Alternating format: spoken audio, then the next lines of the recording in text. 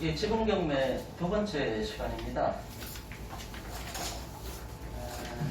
간단하게 복습 좀 하고 갈게요.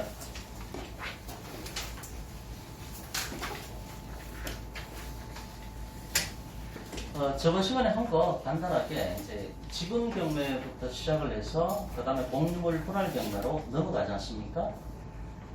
또는 내가 지분을 갖고 있다면은 바로 공유물 분할 경매로 바로 들어가도 상관이 없는 거죠. 그렇게 되는데 예를 들어서 스토리는 내가 2분의 1씩 갖고 있다 지분을. 근데 이제 A가 2분의 1 갖고 있고 B가 2분의 1 갖고 있는데 A라는 남편이 아파트를 갖다가 부부가 공유하고 있는데 남편 지분이 2분의 1, 와이프가 2분의 1 이렇게 되는 상태에서 남편이 이 2분의 1의 지분을 갖다가 은행에 가서 돈을 빌리면서 건전한 설정을 한다는 얘기죠. 만기 때 남편 A가 돈을 안 갚죠, 그죠? 못 갚는 수도 있지만은 일부러 안 갚는 경우도 많다고 말씀을 드렸잖아요, 그죠? 이제 사이는 어차피 벌어진 거고, 그럼 엿먹어보라고 와이프 엿먹어보라고 이제 많이 한다고 말씀드렸죠. 이 건전함을 설정을 했는데 돈을 안 갚으면은 은행에서는 경매 집어넣죠, 그죠? 얼마를 경매에 넣습니까? 50%. 남편의 2분의 1 지분에 대해서 이걸 경매 집어넣습니다. 이미 경매 들어가잖아요. 그럼 이렇게 2분의 1이 지분이 경매로 나왔다. 이게 이제 지분 경매죠. 지분만 경매로 나왔을 때 이걸 갖고 지분 경매라고 얘기를 하는 거죠. 이게 이제 지분 경매가 되는데 이걸 F라는 사람이 낙찰받았다는 얘기죠. 그러면 이제 그림이 어떻게 되는가 하면은 이 아파트에 대해서 F라는 사람이 반을 갖고 있고 그 다음에 B라는 와이프 되는 사람이 반을 갖고 있다 이렇게 말씀을 드렸지 않습니까? 그래서 농담삼아 말씀드릴 때 F라는 사람이 2분의 1의 지분을 낙찰받았으니까 보따리 챙겼다고 말씀드렸잖아요. 칫솔 챙기고 수건 챙기고 양말 챙기고 속옷도 챙기고 이렇게 해서 초인종을 누른다고 말씀을 드렸잖아요. 그럼 와이프 되시는 분이 문 열고 나올 거 아닙니까? 누구시냐고. 그럼 낙찰자 F가 뭐라 그럽니까? 반은 내 거니까, 그죠? 반은 내 거니까 이제 같이 살자 이렇게 얘기를 한다고 이제 농담삼아 말씀을 드렸잖아요. 우스갯소리로 말씀을 드린 거고, 이렇게 그림이 AB에서 A의 지분을 F가 낙찰받았으니까 이제는 F하고 B 상태가 됐지 않습니까? 그럼 이 상태에서 F는 B를 상대로 공유물 분할 청구를 하는 거죠. 지금 이건 둘이 갖고 있는 공유 관계니까 공유물 분할 청구를 하게 되는 거죠. 그런데 이 공유물 분할 청구권은 단순한 청구권이 아니라 형성권이라고 말씀을 드렸잖아요. 형성권. 청구권하고 형성권의 차이점은 뭔가 하면은 이 청구권이라는 것은 A가 B한테 청구권을 행사했을 때 B가 yes 할 수도 있고 no 할 수도 있는 거죠. 선택지가 있는 거죠. 그런데 형성권이라고 하는 것은 A가 B한테 형성권 행사를 했을 때 B라는 사람은 무조건 OK 밖에는 다른 답은 나올 수가 없죠. 그죠? 이 법률 관계가 형성되는 거라서 형성권이라고 얘기를 한다는 것이죠. 그럼 공유물 분할 청구권은 끝번호가 끝이 청구권으로 되어 있지만은 이거는 형성권에 해당합니다. 그럼 민법의 형성권은 4가지가 있다고 말씀을 드렸죠. 자, 형성권 기억나십니까? 청구권으로 끝나지만은 형성권인 거 4가지. 첫 번째, 시장 가서 개를 한 마리 사온다 그랬죠, 그죠? 매수 청구권.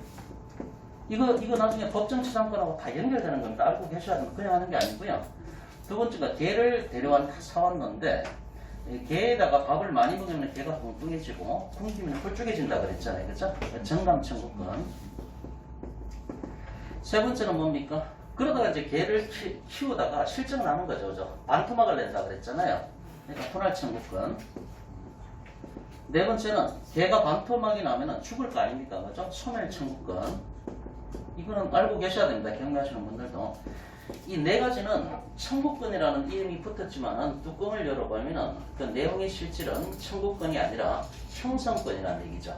그럼 형성권 행사하면은 그 상대방은 무조건 OK를 해야 됩니다. 무조건 예스를 해야 된다는 얘기죠. 그런데 여기서 공유물 분할 청구권이 여기에 들어가잖아요. 공유물 분할 청구권. 이것이 형성권입니다. 형성권. 그러면은 F가 B를 상대로 공유물 분할 청구권을 행사하면은 B라는 상대방은 좋든 싫든 무조건 협상 테이블에 앉아야 된다는 거죠. 그죠? 노를 절대 못하게 돼 있어요. 법적으로 그렇게 돼 있습니다. 형성권이기 때문에 B는 무조건 협상 테이블에 앉아가지고 어떤 식으로든 분할을 해야 됩니다. 어떤 식으로든 쪼개야 된다는 얘기죠. 그래서 지금 F라는 사람은 작정하고 들어갔죠. 그죠? 운이기 때문에 작정하고 들어갔습니다. 그럼 이렇게 공유물 분할 청구권 행사를 했을 때 B는 협상 테이블에 무조건 앉아야 되죠. 그죠? 그러니까 원칙이 뭡니까? 협의 분할이죠. 협의 분할. 근데 이 협의가 되겠습니까? 협의가 안 되죠. 그죠? 두 번째가 뭡니까? 재판상 분할로 가야 되는 거죠. 재판상 분할. 그러면 협의 분할이 원칙이고 협의가 안 되면 재판상 법원에 가서 소송을 해야 되는데 이게 이제 공유물 분할 청구, 공유물 분할 청구 소송을 들어가는 거죠. 그런데 원칙적인 협의인데 협의 분할할 때 순서가 어떻게 됩니까? 첫 번째 현물 분할이 되면 현물 분할하는 거죠. 현물 분할. 그 다음에 두 번째가 뭡니까? 대금 분할이 있고요. 대금 분할. 세 번째가 뭐가 있습니까? 가격 배상이라고 하는 게 있죠. 그 프린트물에 다 있습니다. 현물 분할은 토지 같은 경우는 반 쪼갤 수가 있죠. 그죠? 현물 분할하는 겁니다. 근데 대금 분할은 뭔가 하면은 제3자한테 팔아가지고 매매 대금이 들어오면은 그 매매 대금을 각자의 지분 비율대로 n분의 1로 나눠 가지는 거죠. 그게 대금 분할이 되는 거고. 가격 배상은 뭡니까? 한쪽으로 몰아주는 거죠. 그죠? 그러니까 이게 1억짜리라고 한다면은 B가 F한테 5천만 원 주고 그 다음에 F의 50% 지분을 B한테 넘기면은 B는 100% 단독 소유가 되지 않습니까? 이게 가격 배상이라고 하는 거죠. 이 세 가지 형태가 있습니다. 그 다음에 재판장 분할, 이게 협의가 되면 이렇게 협의가 된다는 얘기죠. 그 협의가 안 되면 재판장 분할 들어가야 되는데 재판장 분할과도 똑같습니다. 순서 똑같습니다. 첫 번째 현물 분할, 이게 안 되면 대금 분할, 세 번째 가격 배상도 대법원 판례가 인정을 한 겁니다. 근데 순서가 요거 두 가지만 집중하시면 돼요. 요거 두 가지만. 현물 분할이 원칙이고 현물 분할이 안 될 때 2차적이고 보충적으로 대금 분할로 들어간다는 얘기죠. 이렇게 됩니다. 그럼 협의가 안 되니까 재판 들어갔는데 소송을 제기를 해야 되는 거죠. 공유물 분할 청구 소송을 F가 B를 상대로 공유물 이거 쪼개자라고 나눠 갖자라고 공유물 분할 청구 소송을 제기를 해야 됩니다. 근데 협의가 안 되죠. 협의가 안 되죠. 감정 싸움이 벌어졌는데 어떻게 협의가 됩니까? 협의가 안 되니까 판사님이 뭐라 그럽니까? 그러면은 경매 집어넣어라 이렇게 나오는 거죠. 경매 집어넣어라. 그러니까 공유물 분할 경매를 집어넣어서 낙찰 대금이 들어오면은 그 낙찰 대금을 갖고 각자의 지분 비율에 따라서 n분의 1로 나눠 갖자. 이게 이제 판사님이 직접 명령하는 겁니다. 이거는. 그럼 좋든 싫든 경매로 가야 돼요. 그게 이제 공유물 분할 경매가 되는 거죠. 그럼 여기서는 처음에 지분 경매고 이쪽은 공유물 분할 경매가 되는데 차이점이 어떤 차이점이 있습니까? 첫 번째 차이점이 어떤 차이점이 있습니까? 여기서는 지분 경매 상태에서는 타방 지분권자가 공유자 우선 매수 신청권을 행사할 수가 있잖아요. 그죠? 우선 매수권, 우선 매수 청구권이라고 하는 건데 공유자가 우선 매수 청구권을 행사를 합니다. 그러면은 왜냐하면 원래 여기서 살던 사람이니까 이 사람한테 우선권을 줘야 될 거 아닙니까? 지금 제3자한테 아파트가 넘어가게 생겼잖아요. 근데 원래 살던 사람한테 당연히 우선권을 줘야 되지 않겠습니까? 이런 경우에는. 그러면은 남편의 지분 50%가 지분 경매로 이렇게 나왔을 때 이 B라는 사람은 법원에 이제 경매가 열렸을 때 그 날짜에 법원에 가셔야 되죠. 그죠? 와이프 되시는 분이. 그럼 법원에 가는데 반드시 그 입찰 보증금 10%를 갖고 가셔야 됩니다. 그러면 사건 번호를 차례로 부르잖아요. 뭐 가보신 분들 아시겠지만은 그럼 이 사건이 나왔을 때 이 사건에 배팅한 사람 중에서 1등한 사람이 낙찰자죠. 그죠? 낙찰자 이름을 먼저 부르잖아요. 그럼 부르면은 그 다음에 거기 이제 땅땅땅 하시는 분이 그 다음에 바로 얘기를 하죠. 공유자 우선 매수 신청하실 분 있습니까? 라고 멘트를 합니다. 한 두세 번 해요. 두세 번. 그때 나가셔야 돼요. 만약에 그걸 놓쳤다. 놓치고 다른 사건으로 넘어갔다. 안 봐줍니다. 그렇기 때문에 예전에 제가 이제 경매법원 갔을 때 이런 사건이 하나가 있었는데 공유자가 오긴 왔는데 지각을 했어요. 지각을 했는데 한 10분 늦게 왔거든요. 절대 안 봐줍니다. 그 울고불고 난리가 났었어요. 이 공유자가 자기는 미리 들어왔다. 그러니까 자기 근데 못 들었다. 자기가 귀가 얇아, 귀가 좀 안 좋아가지고 못 들었다고 주장을 하는데 그 공무원들이 절대 안 봐주더라고요. 분명 우리는 몇 번 불렀다. 당신은 우리가 몇 번 불렀는데 그때 당신이 없었잖아요. 10분 전에. 우리는 인정할 수가 없고 당신은 지금 온 거 아니냐. 그러니까 절대 경매하러 들어가실 때는요. 절대 지각하시면 안 돼요. 내 사건. 보통 10시 정도 도착을 해서 뭐 11시 정도 되면은 봉투 다 넣지 않습니까? 그러면 보통 법원마다 조금씩 다른데 보통 오전 11시 반이나 이 정도 되면 이제 막 말하자면 개표를 하는 거죠. 쭉 해가지고 발표를 하는데 사건번호가 보통 뭐 20개 들어갈 때도 있고 30개를 할 때도 있고 한데 사건번호 부르면서 낙찰자 다 부르잖아요. 배팅한 사람들. 근데 그때 이런 거 뭐 공유자 우선 매수할 사람이라든가 이런 사람이 그 사건 번호를 4번 순서를 놓쳤다. 안 봐줍니다. 그때도 오셔가지고 막 난리 났어요. 울고 불고 하는데도 절대 안 봐주더라고요. 하다도 안 되니까 이제 그 법원의 상급자를 만나러 간다고 법원 쪽으로 들어가더라고요. 상급자를 만나러 들어간다고.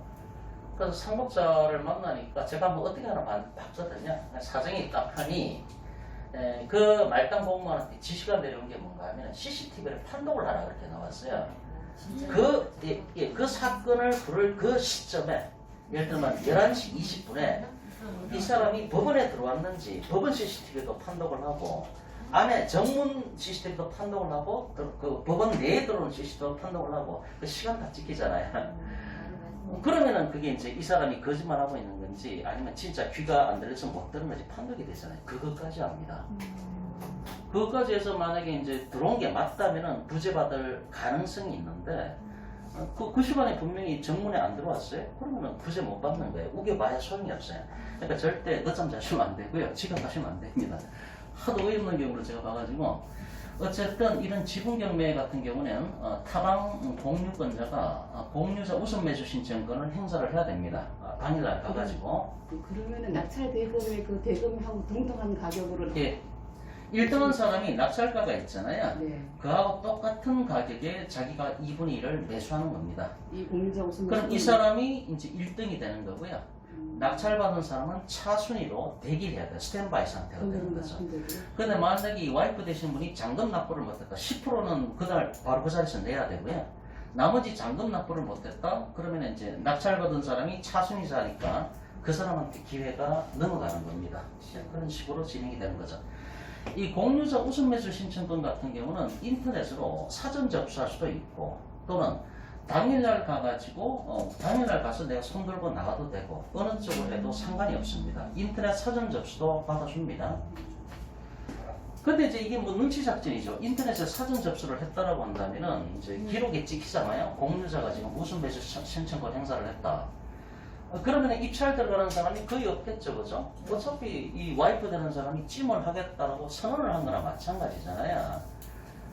근데 이제 여러 가지 이제 복잡한 문제가 제기가 될 수가 있는데 가장 합리적인 방법은 그냥 당일날 법원에 가서 10% 딱 챙겨서 딱 갖고 있다가 유찰되기를 바라는 게 가장 좋습니다. 이 사람도 저가를 내는 게 가격을 싸게 내는 게 제일 좋잖아요, 그죠? 그럼 유찰됐다. 그럼 가격이 그 다음에 내려가잖아요, 그죠? 물론 이제 그 다음 2회차 때 낙찰가가 얼마가 형성될지는 또 그때 가봐야 하는 거지만은 이게 유찰 몇 번 되고 나서 낙찰가가 내려갔다라고 한다면 마지막에 가서 내가 공유자 우선 매수청권 행사하면은 나는 훨씬 유리하잖아요. 저가에 살 수가 있잖아요. 그러니까 눈치 작전이죠, 눈치 작전. 이런 식으로 이제 진행이 됩니다. 그래서 이제 여기는 지분 경매는 공유자 우선 매수 청구권을 우선권을 행사할 수가 있는데 공유물 분할 경매에서는 그런 게 아니죠. 공유물 분할 경매는 이거 두 개를 쪼개자는 겁니다. 쪼갠 다음에 각자의 지분 비율에 맞게 그 매각 대금을 갖고 n분의 1로 나눠 가지는 거죠. 그러니까 여기는 50% 지분만 경매로 나왔지만은 공유물 분할 경매는 이 아파트 전체가 통으로 경매로 나온 겁니다. 지분이 나온 게 아니잖아요. 이 아파트 전체가 통으로 경매로 나온 겁니다. 그렇기 때문에 이 F라든가 또 B라는 사람은 일반 공개 경쟁 입찰하고 똑같아요. 일반 제3자하고 마찬가지로 대등한 관계에서 똑같은 관계에서 입찰 들어갈 수가 있는 거죠. 이 사람들도. 그래서 저번 시간에 저희 경매팀에서 낙찰받은 거 상진불이 딱을 잠깐 소개를 드렸잖아요. 그때 이제 공유자가 둘 중에 한 사람이 들어오지 않겠나. 저희들도 그렇게 생각을 했는데 안 들어왔어요. 그죠? 안 들어왔는데 강원도에 있는 땅을 굳이 농사 지으러 이제 강남에 삐까 번쩍한 데 사시는 분이 그 고생을 하지 않을 거다. 이렇게 생각을 했는데 역시 입찰가 안 들어왔어요. 이 사람들이. 그래서 저희가 뭐 반값에 낙찰받았다고 말씀을 드렸잖아요. 그래서 차이점은 지분 경매는 타방 지분권자가 공유자 우선 매수 신청권을 행사할 수가 있고 공유물 분할 경매 같은 경우는 그런 게 아니고 이 공유 지분권자들도 일반 입찰자하고 똑같은 지위에서 공개 경쟁 입찰로 낙찰을 받을 수는 있다는 거죠. 네, 그거까지 좀 정리하시면 선생님, 되겠습니다. 이제 공유물 분할 예. 청구 통으로 매수는 안 되면 우선 매수 청구는 안 됩니까? 누가 우선 매수 청구를 아니, 하죠? 공유물 분할 청구 예. 분할하는데 예. 그 공유자가 있을 거 아니에요? 네. 그분이 입찰 들어가서 통으로 우선 매수 청구. 아니 우선권이 없다고요. 아주 자체. 우선권이 없고 네. 아까 금방 말씀드렸듯이 일반 입찰자하고 똑같은 그렇지. 위치에 우선권이라는 게 없다고 얘기는. 그러니까 본인들이 낙찰 받고 싶으면 똑같이 배팅을 해야 돼요. 얼마나 쓸지는 아무도 모르는 거죠. 예. 저렇게 일반 제3자하고 똑같은 지위에 놓이게 되는 겁니다. 여기는 우선권이 있잖아요. 원래 살던 사람이니까. 그런데 공유물 분할 경매는 이게 법원으로 넘어갔을 때 경매 붙여가지고 낙찰가가 들어오면은 그걸 갖고 n분의 1로 나눠 가져라 이렇게 된 거잖아요. 그러니까 여기는 우선권이 있는 게 아니고 일반 제3자하고 똑같습니다.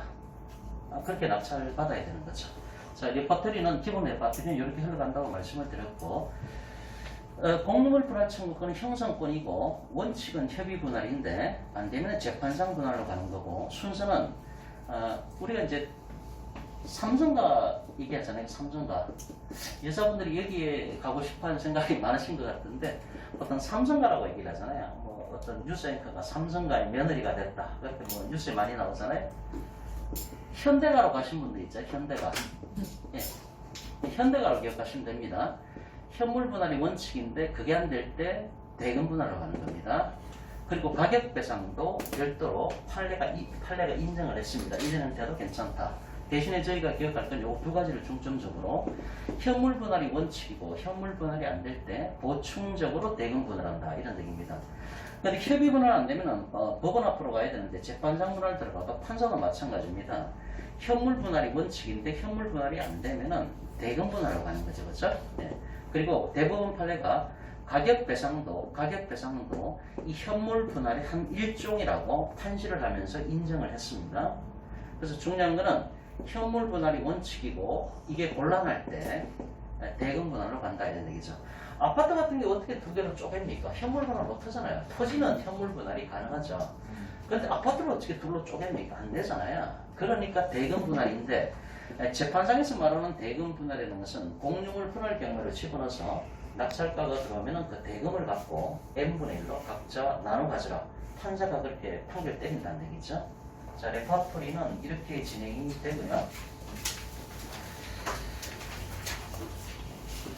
요 프린트물 다 갖고 계시죠? 지분경매 관련 쟁점, 지분경매 관련 쟁점이 있고, 그거 이전에 금방 법조문 한 장짜리 나눠드렸죠, 그죠? 민사집행법 돼 있는 거, 민사집행법 잠깐 보시겠습니다.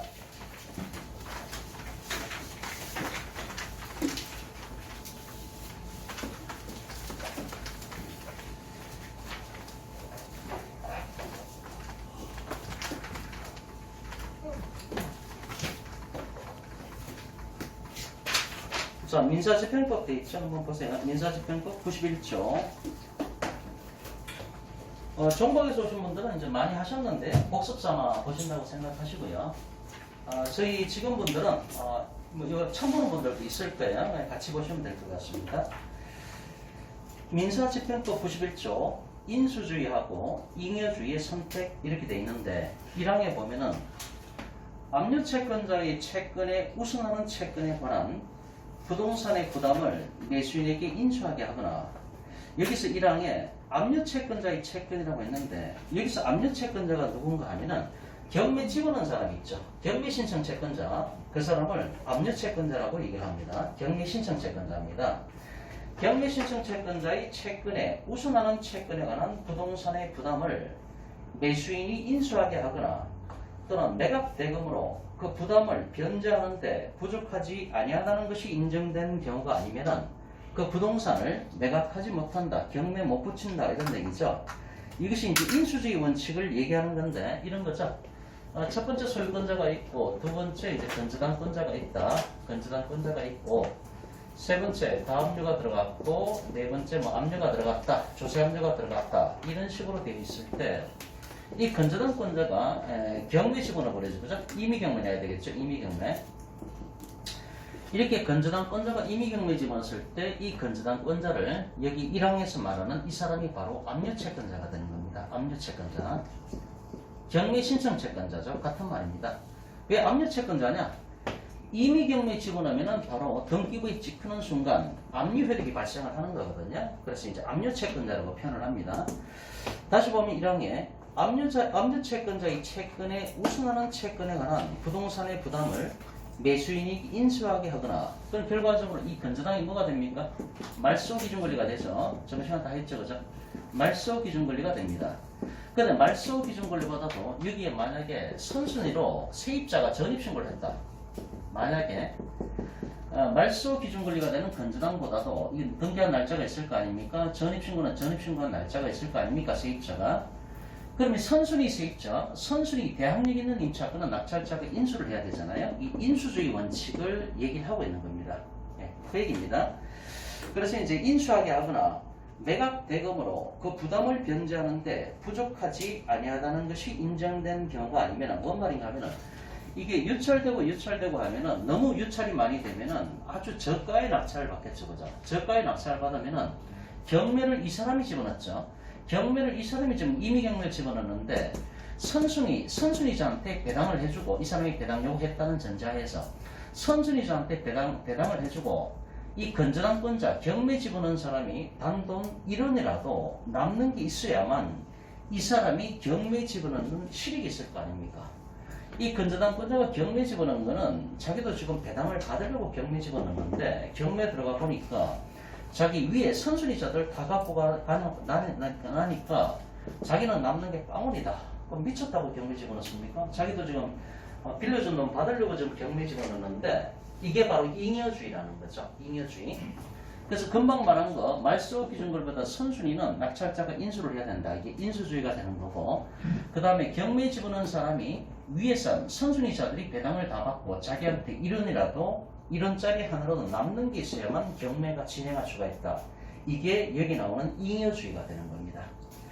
그래서 이거는 뭐 기본이니까 알고 계셔야 되고요. 자, 그 다음부터 중요한 얘기가 지금 나오기 시작을 합니다. 자, 이 항 보면은 매각 부동산 위에 모든 저당권은 매각으로 소멸된다라고 되어 있죠. 그러니까 저당권은 여러 개가 있을 수가 있죠. 1순위 저당권도 있고 2순위 저당권도 있고 뭐 건물 가치가 높다라고 한다면 3순위 저당권도 있을 수가 있는 거고 그건 뭐 돈 빌려주기 나름인 거죠.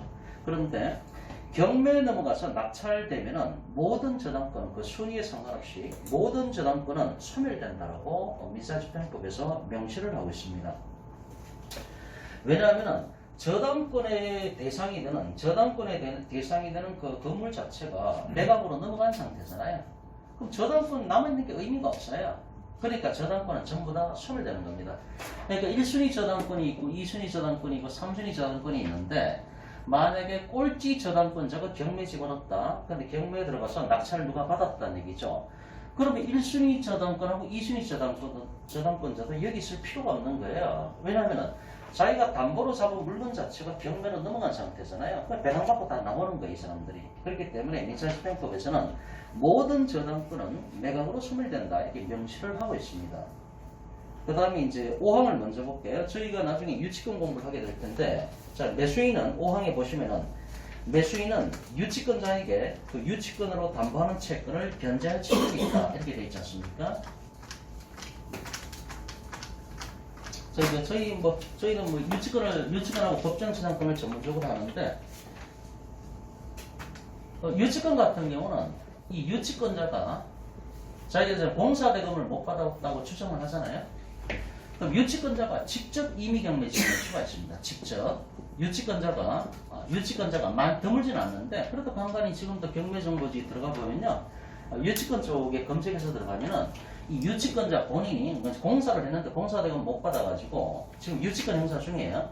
근데 그 유치권자가 직접 임의경매 지분을 넣는 경우도 있고, 근데 저희 회사에서 하는 거는 딴 거죠, 그죠? 예를 들어서 1순위에 소유권자가 있고 2번에 건저당권자가 있는데 이 건저당권자가 경매 집어넣는데 그 다음에 유치권자가 유치권 신고를 한 거죠, 그죠? 내가 막 30억 공사대가 못 받았다 이렇게. 이런 식으로 이제 진행되는 게 저희가 주로 하는 건 이 부분이죠, 그죠? 그러니까 두 가지가 있습니다. 유치권자가 직접 임의경매 집어넣을 수도 있고 또는 임의경매, 건저당권에 의해서 임의경매 또는 강제경매가 나왔는데 유치권자가 신고를 하는 거죠, 그죠? 그럼 낙찰받은 사람이 그 유치권 액수를 다 물어줘야 돼요. 그 얘기가 지금 이거예요. 5항에 보면은 매수인은 여기서 낙찰자를 얘기하는 겁니다. 저번 시간에도 말씀드렸듯이 경매에 대해서 대법원 판례는 경매는 매매 일종으로 보고 있거든요. 그러니까 매매에 관한 용어를 다 쓰고 있는 거죠, 경매에서. 여기서 매수인은 바로 낙찰자를 얘기하는 겁니다. 낙찰자는 유치권자에게 그 유치권으로 담보하는 채권을 변제할 책임이 있다, 이렇게 되는 거죠. 그러니까 낙찰받고 나서 유치권자한테 그 유치권자가 주장하는 유치권 액수를 다 물어줘야 된다고요. 그래야 인도를 해준다고요. 목적물을 인도를 해준다고요.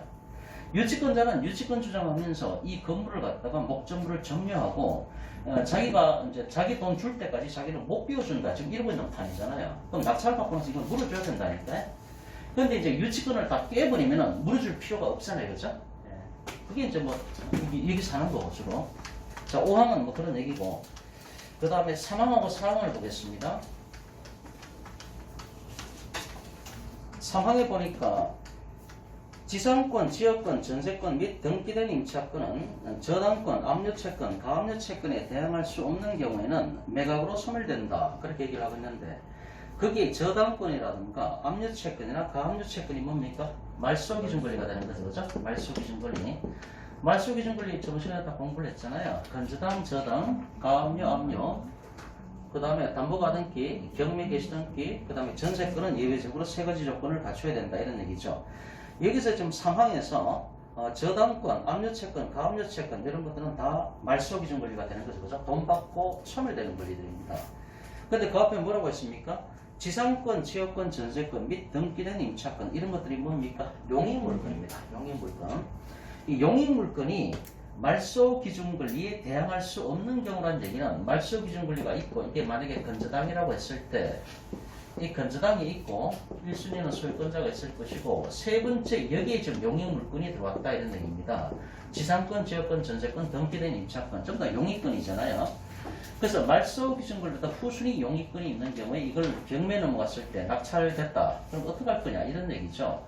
말소기준권리 지워지고 그 밑에 있는 용익물건은 전부 다 지워진다, 그 얘기를 지금 하는 겁니다. 다시 읽어보면은 3항에 지상권, 지역권, 전세권 및 등기된 임차권은 그 다음에 저당권, 압류채권, 가압류채권이 말소기준권리가 되고요. 말소기준권리에 대항할 수 없는 경우라는 얘기가 후순위라는 얘기죠. 후순위 밑으로 들어왔다.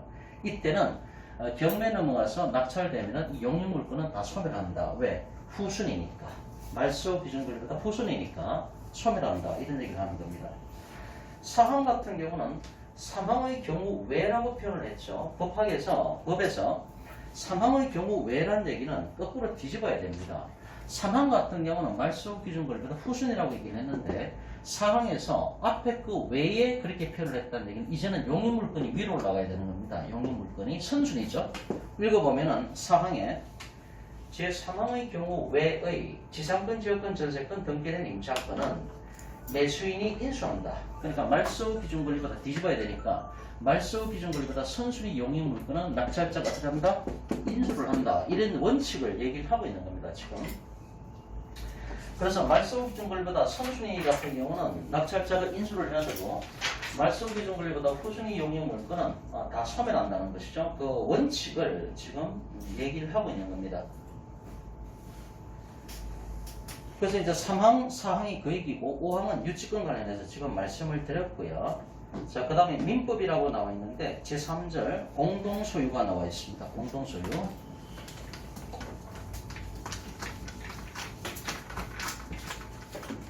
경매정보지 잠깐 보겠습니다.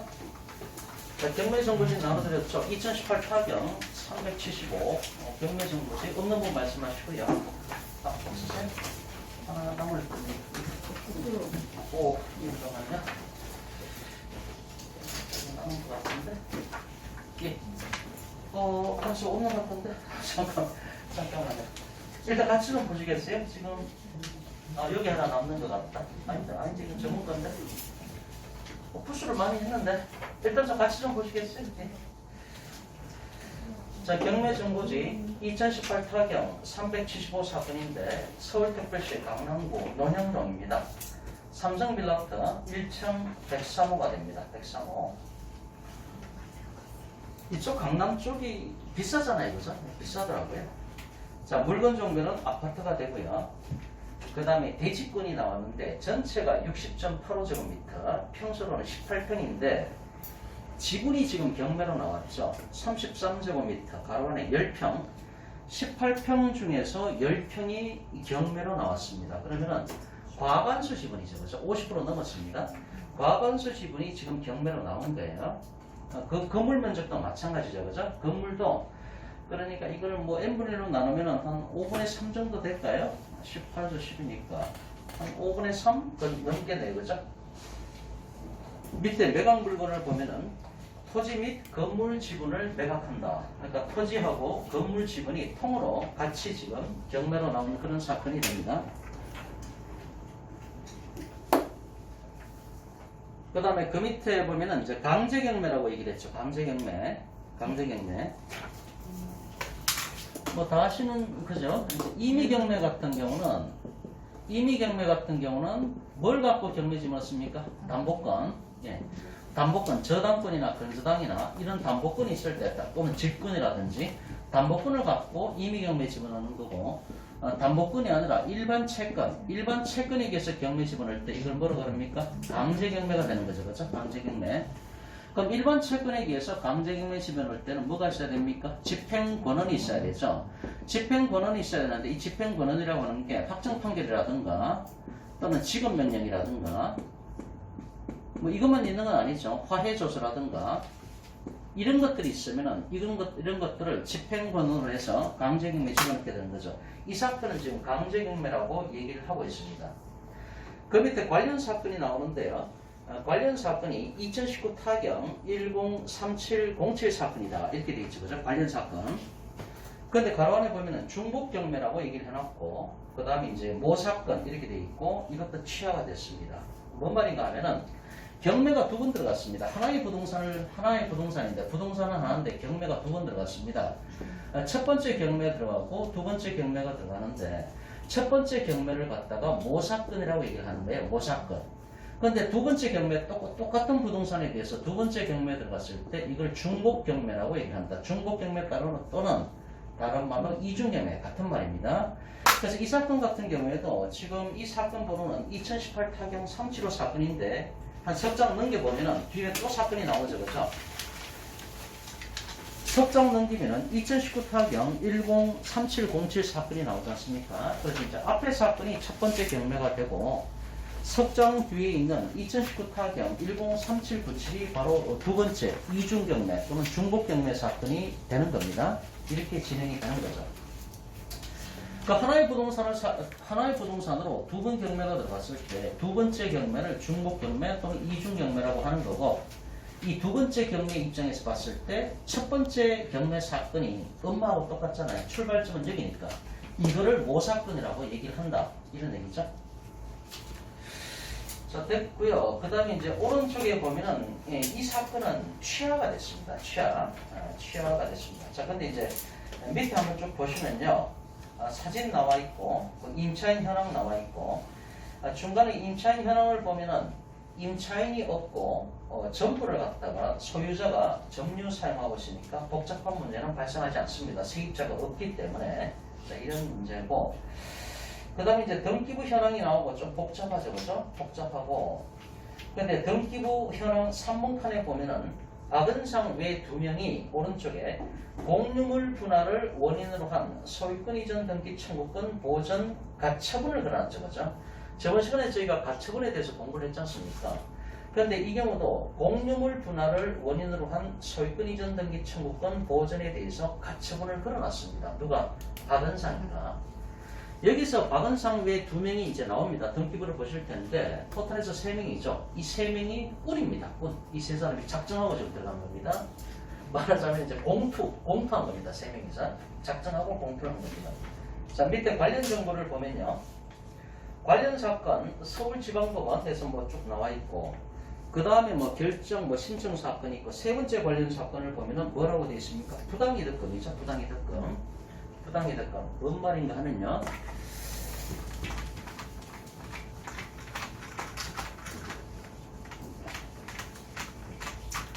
아까 그 법전 한 페이지짜리를 다시 봅니다. 법전 한 페이지짜리 요거 민사집행법 되어 있던 부분 요걸 봅니다.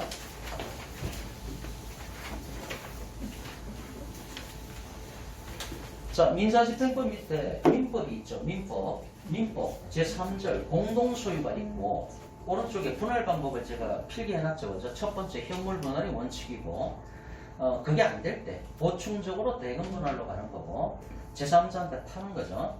세 번째는 이제 몰빵하는 거죠. 한 사람한테 몰아주는 거. 돈 주고 차라리 소유권 다 넘겨라 나한테. 이게 가격 배상이 되는 겁니다. 이것이 협의 분할할 때도 현물 분할, 대금 분할, 가격 배상 이게 다 적용되는 거고, 협의가 안 돼서 재판상 분할 넘어가도 똑같이 현물 분할, 대금 분할, 가격 배상 세 가지가 각각 존재합니다.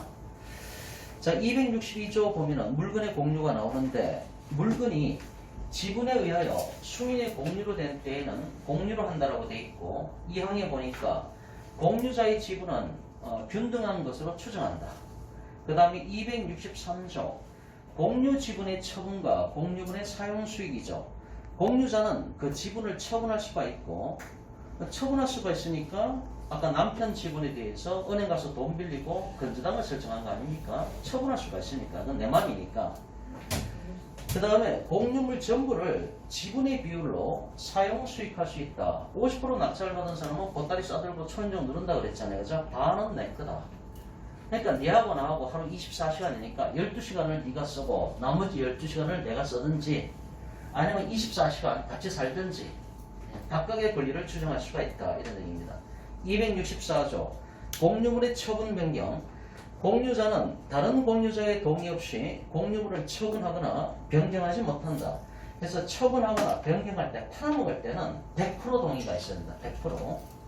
265조 공유물의 관리 보존. 공유물의 관리에 관한 사항은 지분의 과반수로서 결정한다. 그러나 보존 행위는 각자가 할 수가 있다. 자, 중요한 부분이 이 부분입니다. 265조.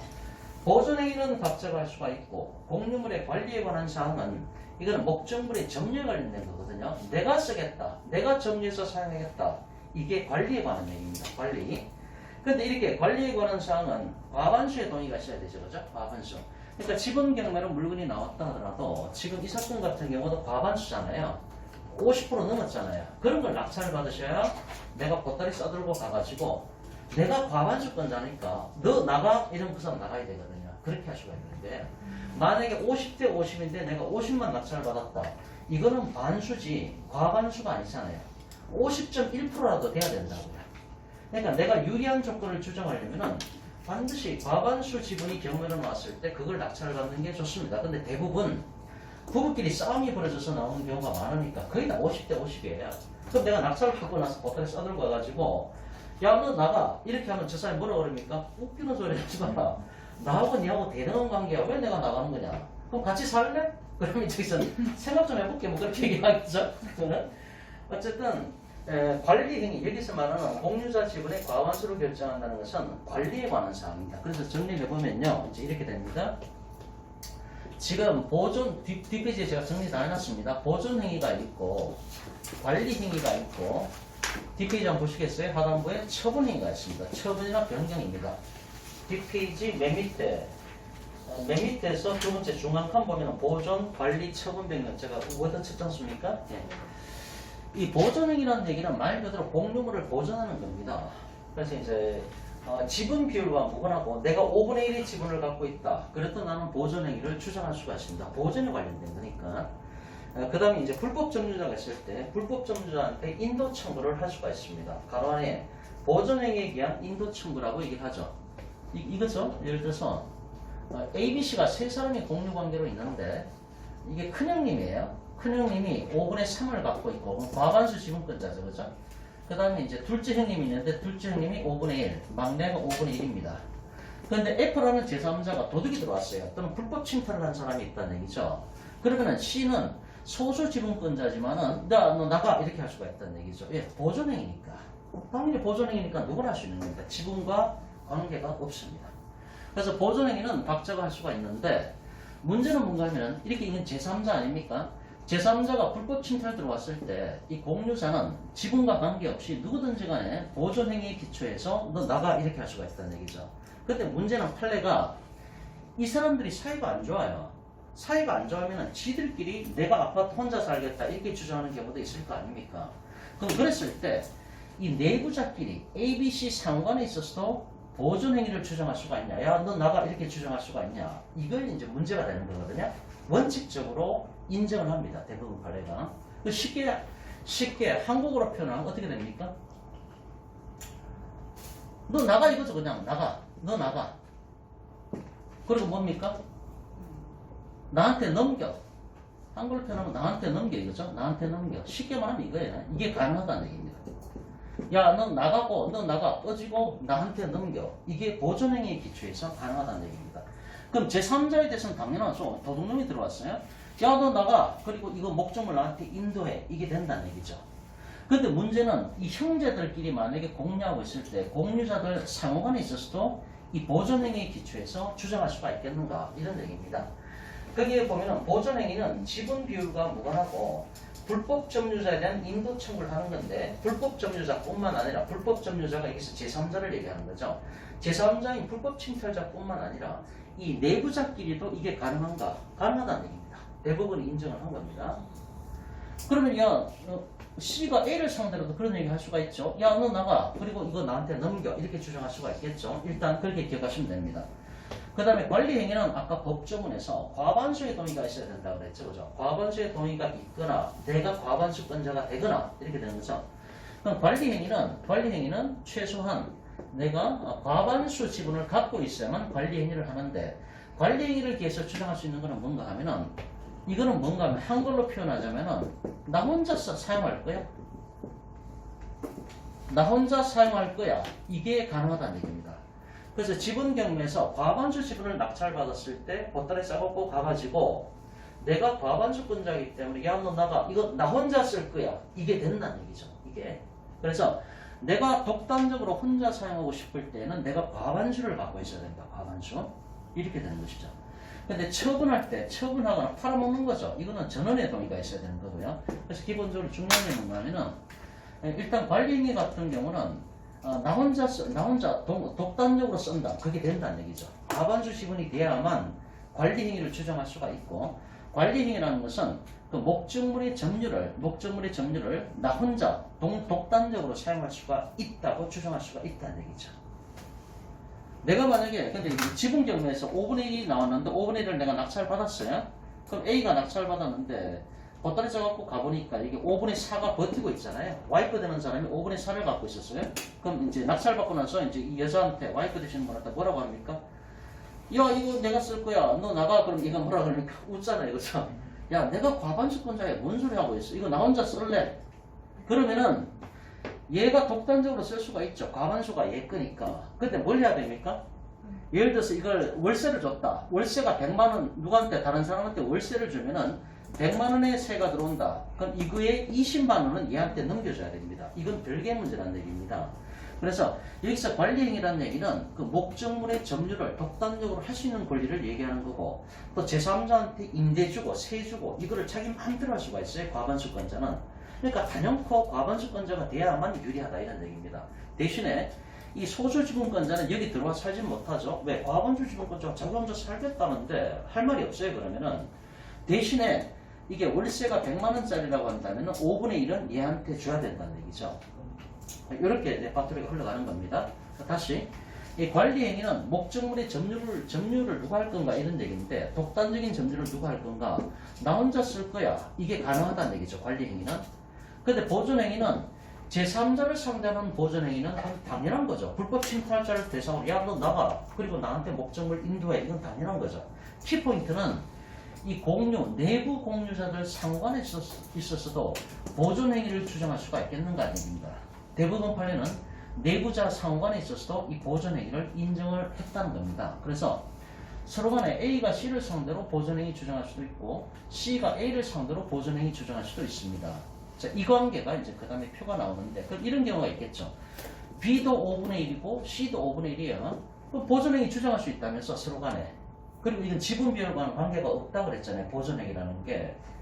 그럼 원래 제3자를 상대로 보존행위 주장하는 건 당연한 거고 이 내부자들끼리도 보존행위를 지분 비율에 상관없이 보존행위를 주장할 수 있다는 것이 대법원 판례인데 그러면은 어떤 문제가 발생을 합니까? B도 5분의 1이고 C도 5분의 1입니다. 그럼 B가 가보니까 C가 혼자 살고 있어요. 그럼 B가 C한테 야 너 나가 너 나가 이거 그리고 목적물의 인도를 목적물을 나한테 넘겨 이렇게 주장한다는 얘기죠. 그러면은 소송 들어가면은 판사는 B 손을 들어줍니다. B가 먼저 공격을 했으니까. 그럼 C는 일단 나와야 돼요. 근데 C가 뭐라 그럽니까? 나오니까 열받잖아요. 나도 원래 5분의 1을 갖고 있는 사람인데 그럼 C도 B를 상대로 또 뭐라 그럽니까? 야 너 나가 목적물 인도를 나한테 넘겨 이러면은 판사가 이번에 C 손을 들어주는 거예요. 그럼 B는 쫓겨났잖아요. 또 열받는 거예요. B가 C를 상대로 또 소송을 제기하는 거예요. 그럼 또 바뀌는 거예요. 공수잖아. 그러니까 이거는 뭐라 그럽니까? 핑퐁 게임이라고 그러잖아요. 끝없이 돌고 도는 관계 있거든요. 그러니까 기존 대법원 판례는 이걸 인정을 했습니다. 한도 끝도 없는 거예요. 그러니까 최근에 3년 전인가 이제 대법원 판례가 바뀐 게 있습니다. 좀 이따 말씀을 드릴 거고요. 어쨌든 중요한 건 뭐냐면은 이 과반수 지분권자가 관리 행위를 할 수가 있는 거고 이거는 그 목적물을 독립적으로 독단적으로 사용할 수 있는 권리가 있다는 얘기죠. 대신에 소수 지분권자한테는 이게 월세라고 한다면 월세에 해당하는 돈은 5분의 1에 해당하는 돈은 줘야 된다. 그건 별개의 문제입니다. 이렇게 되는 거고 보존행위는 이런 논점이 있다는 것이죠. 그러면은 그 다음에 그 이제 표 뒷페이지 2페이지에 보면은 일단 그 위에 268조 법조문 봅니다. 268조 보면은 공유물의 분할 청구 아까 이제 공유물 분할 청구권이 단순한 청구권이 아니고 형성권에 해당한다고 말씀을 드렸죠. 공유물 분할 청구권 행사하면은 그 상대방이 공유자가 뭐 4명이 됐든 5명이 됐든 전부 다 협상 테이블에 좋든 싫든 무조건 앉아야 되는 거죠. 어떤 형태로든 짜놔야 됩니다. 자, 268조 보면은 공유물의 분할 청구 1항 공유자는 공유물의 분할을 청구할 수가 있다. 그러나 5년 내의 기간으로 분할하지 아니할 것을 약정할 수가 있다. 이것을 불분할 특약이라고 얘기한다. 민법에서는 분할하지 않겠다. 그런데 이거는 뭐 특약을 했을 때 그렇다는 얘기고요. 불분할 특약이라고 하는 겁니다. 2항 전항의 계약을 갱신한 때에는 그 기간은 갱신한 날로부터 5년을 넘지 못한다. 이거 참고적으로 보시면 되고요. 269조가 중요합니다. 269조. 자, 분할 방법이 나오는데 1항 분할 방법에 관하여 협의가 성립되지 아니하는 경우에는 공유자는 법원에 그 분할을 청구할 수가 있다. 그러니까 협의 분할이 원칙이고 협의가 안 될 때는 어디로 간다? 법원으로 간다는 얘기죠. 그렇죠? 법원으로 가면은 법원에다가 공유자가 공유물 분할 청구를 한다는 얘기죠. 그런데 이제 그러면은 판사님이 이제 부르는 거죠. 공유자들 다 불러서 조정을 합니다. 합의 봐라. 뭐 좋은 게 좋은 거 아니냐? 이게 싸우고 난리냐? 근데 합의가 안 되잖아요. 지금 감정 싸움이 벌어졌는데 그러면은 이제 판사님께서 그러면은 대금 분할을 명령을 때리는 거죠. 현대가 삼성가가 아니라 현대가 현물 분할 안 되면은 대금 분할 그리고 이제 가격 배상도 인정을 했습니다. 몰빵하는 거 한쪽으로 돈 주고 다 사버리는 거죠. 이것도 판례가 인정을 했습니다. 그래서 현대가를 기억하시면 되는 거고 현물 분할이 원칙인데 재판 들어가도 마찬가지입니다. 현물 분할이 원칙인데 아파트를 어떻게 둘로 현물 분할 둘로 쪼갭니까? 말이 안 되잖아요. 그럼 대금 분할로 가야 되는데 판사님이 이제 명령을 때리는 거죠. 이거 공유물 분할 경매로 집어넣고 낙찰 대금이 들어오면 그거를 n분의 1로 대금을 나눠 가죠. 이게 대금 분할이 되는 거죠. 그래서 2항에 269조 2항에 보면은 현물로 분할할 수 없거나 분할로 인하여 현저히 그 가액이 감손될 염려가 있는 때에는 법원은 물건의 경매를 명할 수 있다. 이 부분입니다. 그래서 결과적으로 합의가 안 됐을 때 이제 법원의 공유물 분할 경매로 법원에 나오는 것들은 법원을 들어갔더니 법원에서도 조정이 안 되니까 판사가 명령을 때리는 거야. 야, 시끄럽고 어차피 합의가 안 되니까 야 이거 경매 집어넣어. 공유물 분할 경매 집어넣어가지고 낙찰가 들어오면은 그거 n분의 1로 나눠가죠. 이렇게 법원에서 판결 때려버린 거죠. 이렇게 됩니다. 그래서 그 밑에 270조 밑에 보존은 지분 비율과 무관하다고 말씀을 드렸고 제3자인 불법 점유자에 대해서 야 너 나가 그리고 나한테 넘겨 인도 청구하는 거죠. 그런데 이런 보존행위에 관한 논리가 공유자, 내부자, 상호간에 있어서도 이 보존행위를 주장할 수 있다는 게 대법원 판례라는 얘기죠. 그런데 기존 대법원 판례에 따르면 이런 식으로 이제 핑퐁 게임이 계속 벌어진다는 얘기죠. 근데 최근에 대법원 판례가 바뀐 게 있습니다. 그건 좀 이따 제가 소개를 드릴 거고요. 자, 밑에 낙찰 지분이 나오죠. 자, 여기까지만 하고 좀 쉬겠습니다. 낙찰 지분이 있고 낙찰자가 있고 공유자가 있는데 자 내가 낙찰 받았습니다. 근데 가보니까 와이프 되는 사람이 공유자죠. 원래 있던 공유자죠. 근데 낙찰 지분이 제가 과반수를 낙찰 받았습니다. 2분의 1 초과죠. 그죠? 그럼 나는 뭡니까? 왔다죠. 왔다. 내가 낙찰 받았는데 과반수를 내가 낙찰 받았어요. 그럼 내 마음대로 하는 겁니다. 그러니까 여자가 있어 내쫓으면 됩니다. 나가야 됩니다. 그 사람. 내쫓고 내가 그 아파트를 혼자 사용할 수가 있는 겁니다. 대신에 아까도 말씀드렸지 쫓겨난 사람도 소수지분권자지만 그 소수지분권자한테 그 비율에 해당하는 돈은 줘야 되거든요. 임대료가 아까 100만 원이면 100만 원 중에서 그 사람이 5분의 1을 갖고 있다고 한다면 20만 원은 매달 그 사람한테 줘야 됩니다. 그건 별개 문제입니다. 그래서 내가 이제 2분의 1을 초과해서 내가 낙찰받았다. 나는 과반수 지분권자죠. 그러면은 낙찰자인 나는 보존 권한이 있습니다. 보존 권한은 지분 비율 상관없다 그랬죠. 그죠? 더구나 나는 과반수 지분권자입니다. 그러니까 보존 권한 행사할 수가 있고 과반수 지분권자니까 뭐가 있습니까? 관리 권한 행사할 수가 있죠. 목적물을 내 마음대로 쓴다는 얘기입니다. 그게 가능하다는 얘기입니다. 그래서 내가 이런 주장을 했어요. 낙찰 받고 나서 초인종 두드리니까 와이프가 나오더라. 그럼 내가 얘기하는 나는 과반수를 낙찰받은 사람이다. 법에 봐라. 민법에 보면은 나는 보존권한도 주장할 수가 있고 보존권한이 뭡니까? 야 너 나가 그리고 이거 나한테 넘겨 이것도 난 주장할 수가 있고 혼자서 독단적으로 사용할 수 있는 관리권한도 나한테 있는 거야. 야 너 나가 그럼 나가야 돼 이 사람은. 그러면 상대방인 그 와이프 되시는 기존의 공유자는 뭐라고 얘기를 합니까? 내가 소수지분권자인데 소수지분권자도 관리행위를 하려면 과반수가 있어야 되니까 나는 이건 주장을 못한다. 하지만 소수지분권자도 지분 비율에 상관없이 보존행위를 할 수가 있는 거냐?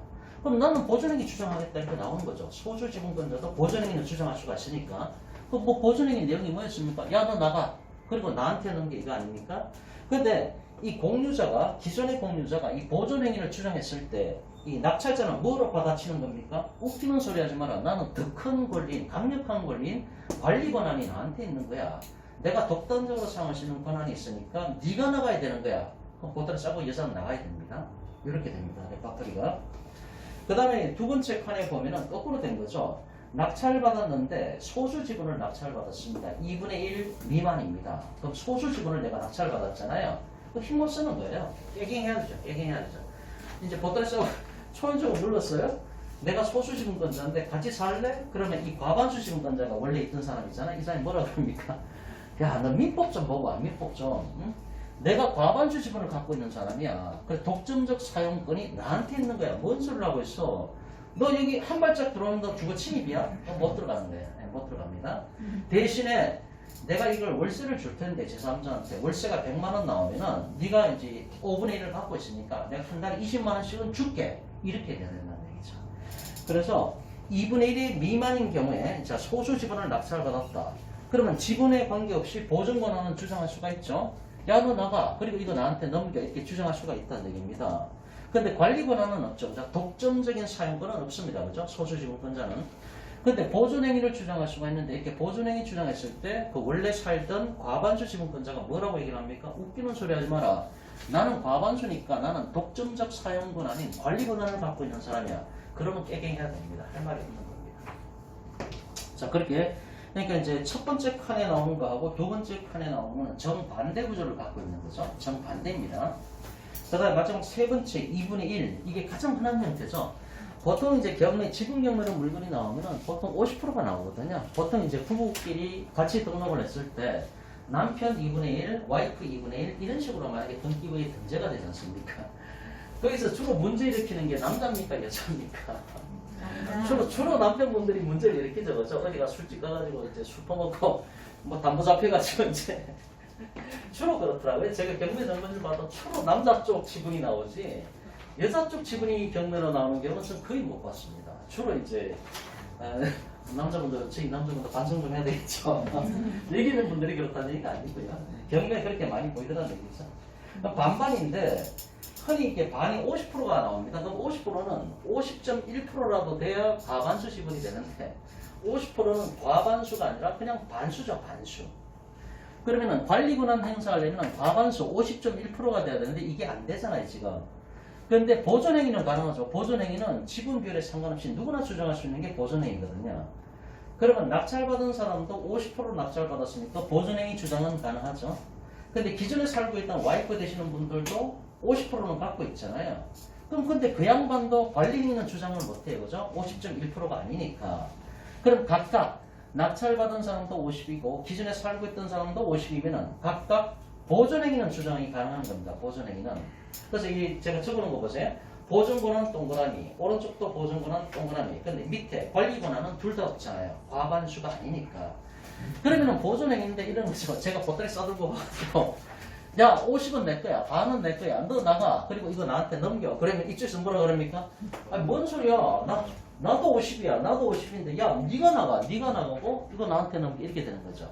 그럼 예를 들어서 A가 B를 상대로 소송을 했다. A가 낙찰받았습니다. F가 낙찰받았습니다. F가 B를 상대로 요거는 이제 기본 처음에는 인도명령 청구하는 거죠. 인도명령. 나가 이렇게. 그럼 판례가 이걸 받아줍니다. 일단. 왜냐 공격한 사람이 이 사람이니까 F 소리를 들어주는 거예요. 그럼 B가 보따리 싸고 나갔어요. 그 다음에 B가 가만했습니까? B는 이번에 또 소송을 제기하는 거죠. 반은 내 거니까. 그럼 또 얘가 또 나가야 되는 거예요. 그럼 얘가 또 열받아서 또 소송 제기하는 건데 끝이 없다니까 이게. 이걸 갖다가 뭐라 그럽니까? 경험에서 핑퐁을 하고 있다는 얘기죠. 핑퐁. 자, 그런데 기존에 이렇게 되는데 한 3년 전인가 대법원 전환합의체 판례가 나오는데 판례가 어떻게 바뀌었는가 하면은 나한테 넘겨 이건 안 된다라고 이제 판례가 나왔습니다. 나한테 넘겨 이건 안 돼요. 그럼 뭡니까? 나가는 남아 있습니다. 나가는. 요게 됩니다. 예. 그 50% 낙찰 받고 나서 보따리 쏘고 와서 이제 나한테 넘기라는 얘기는 못해 이제는. 야 너 나가 그럼 얘는 나가야 돼. 그럼 무주공산이 되는 거죠. 무주공산이 되는 거죠. 나도 못 들어가는 대신에 니도 여기 살면 안 되지. 이 논리예요 지금 이게 대법원 판례가. 자, 이건 이제 최근에 대법원 판례가 이렇게 바뀐 게 있다는 걸 일단 아시고요. 이제 기본 개념을 잡으셔야 돼요. 지분 경매는 일단 여기까지만 하고 10분간 쉬었다가 하겠습니다. 저 커피 같은 거 있으니까 드십시오. 잠깐 쉬었다 하겠습니다.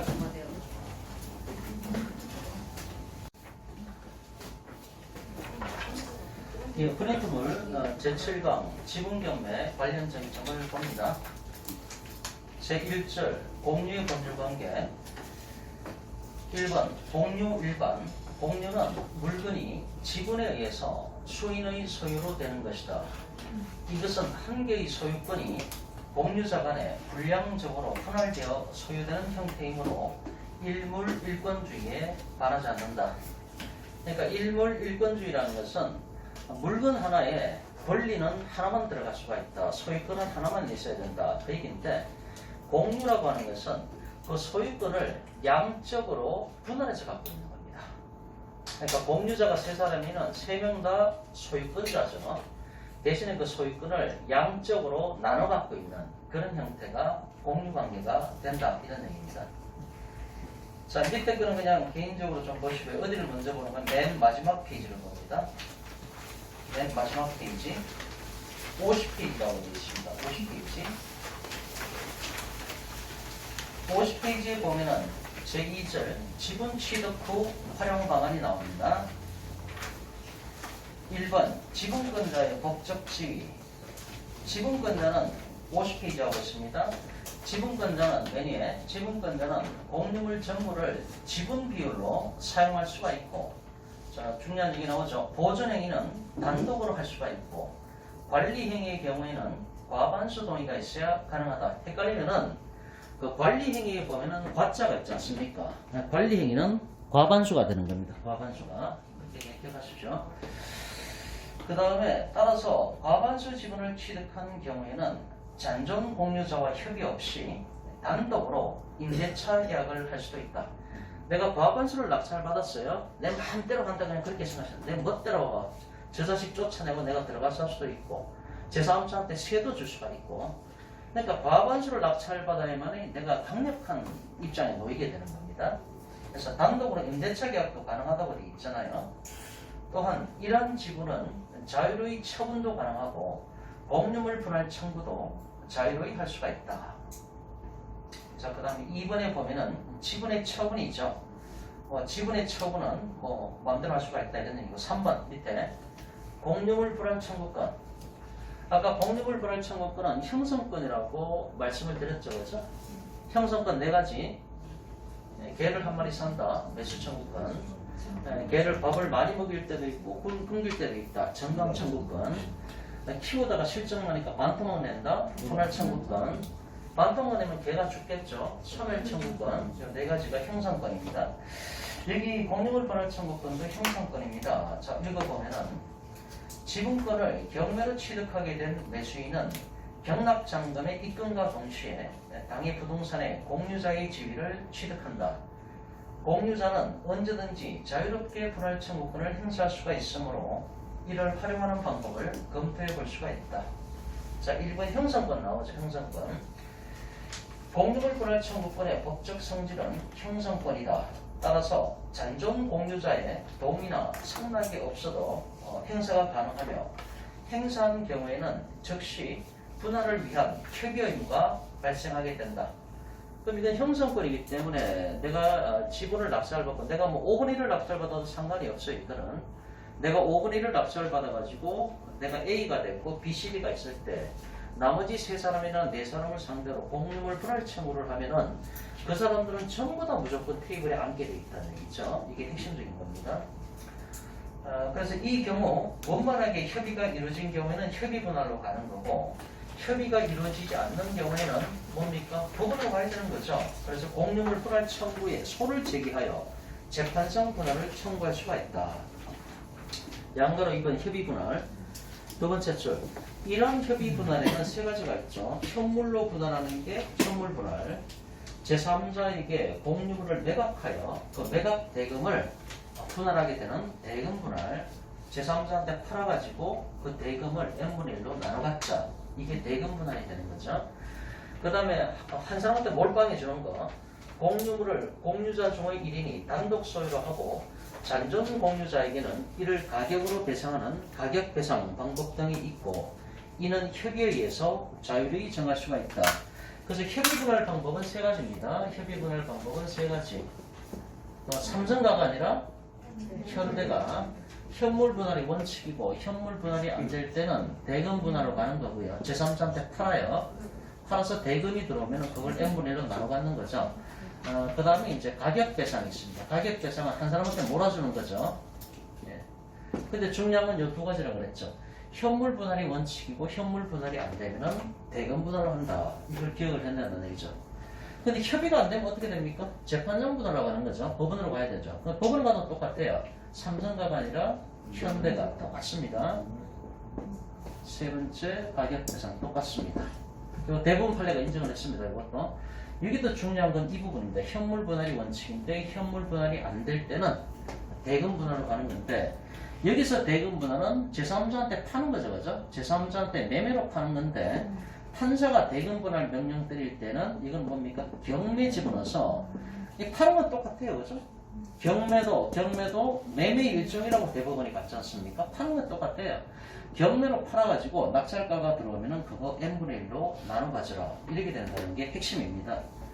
근데 협의 분할 안 되잖아요. 그러니까 재판장 분할로 가는 거죠. 한 4년 전에 제가 이제 옛날에 다니던 경매학원에 투자한 게 있는데 120만 원을 제가 투자했습니다. 120만 원. 근데 10명이 같이 들어갔으니까 1200만 원 들어갔잖아요.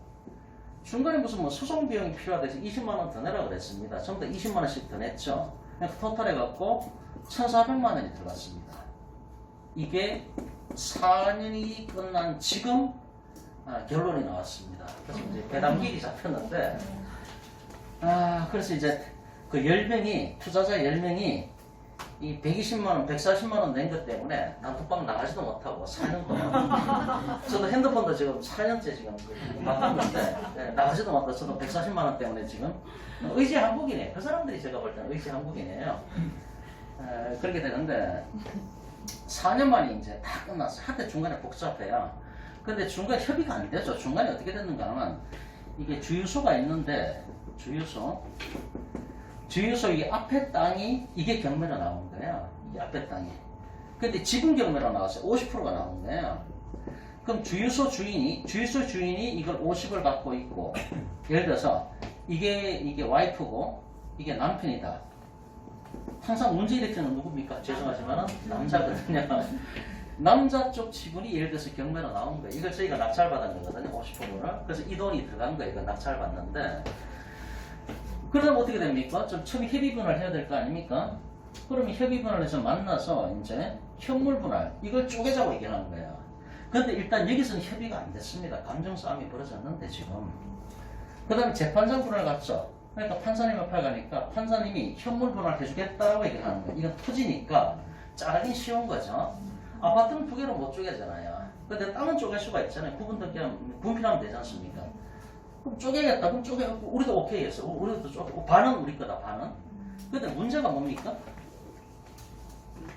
이게 협의가 안 돼. 협의가. 이게 땅이 이렇게 돼 있고 주유소가 이렇게 돼 있는 거거든요. 근데 여기서 주유소가 이게 땅의 50%를 갖고 있고 50%를 우리가 갖고 있는 거잖아요. 쪼개겠다 그러더라고요. 어떻게 쪼갤 거냐? 그러니까 이제 얘네들은 주장하는 게 그거죠. 우리는 뭘 주장했는가 하면 좋다. 우리는 쪼갠다. 우리는 요렇게 쪼개겠다고 얘기합니다. 이렇게 딱 쪼개가지고 둘 중에 하나 우리하고 죽으면 된다. 어느 쪽이든 상관이 없어. 우리는 요렇게 쪼개겠다. 그러니까 얘네들은 뭐라고 아니 우리는 요렇게 쪼개겠다.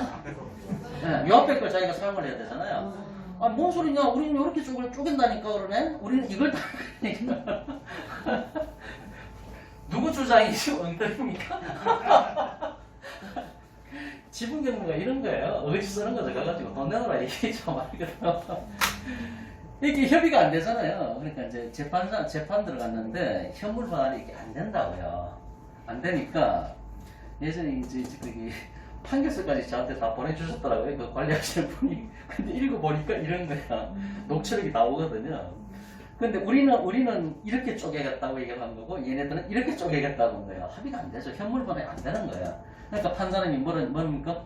그러면 공유물 분할 경우에 집어넣어서 낙찰가 들어오면 그걸 n분의 1로 나눠가지 됩니다. 그래서 이제 4년 만에 결과가 나왔으니까 1인당 140만 원을 투자를 했잖아요. 그 10명이니까 그러길래 좋게 생각을 했어요. 드디어 4년 동안 기다린 보람이 있다. 대출 없이 그냥 그것만.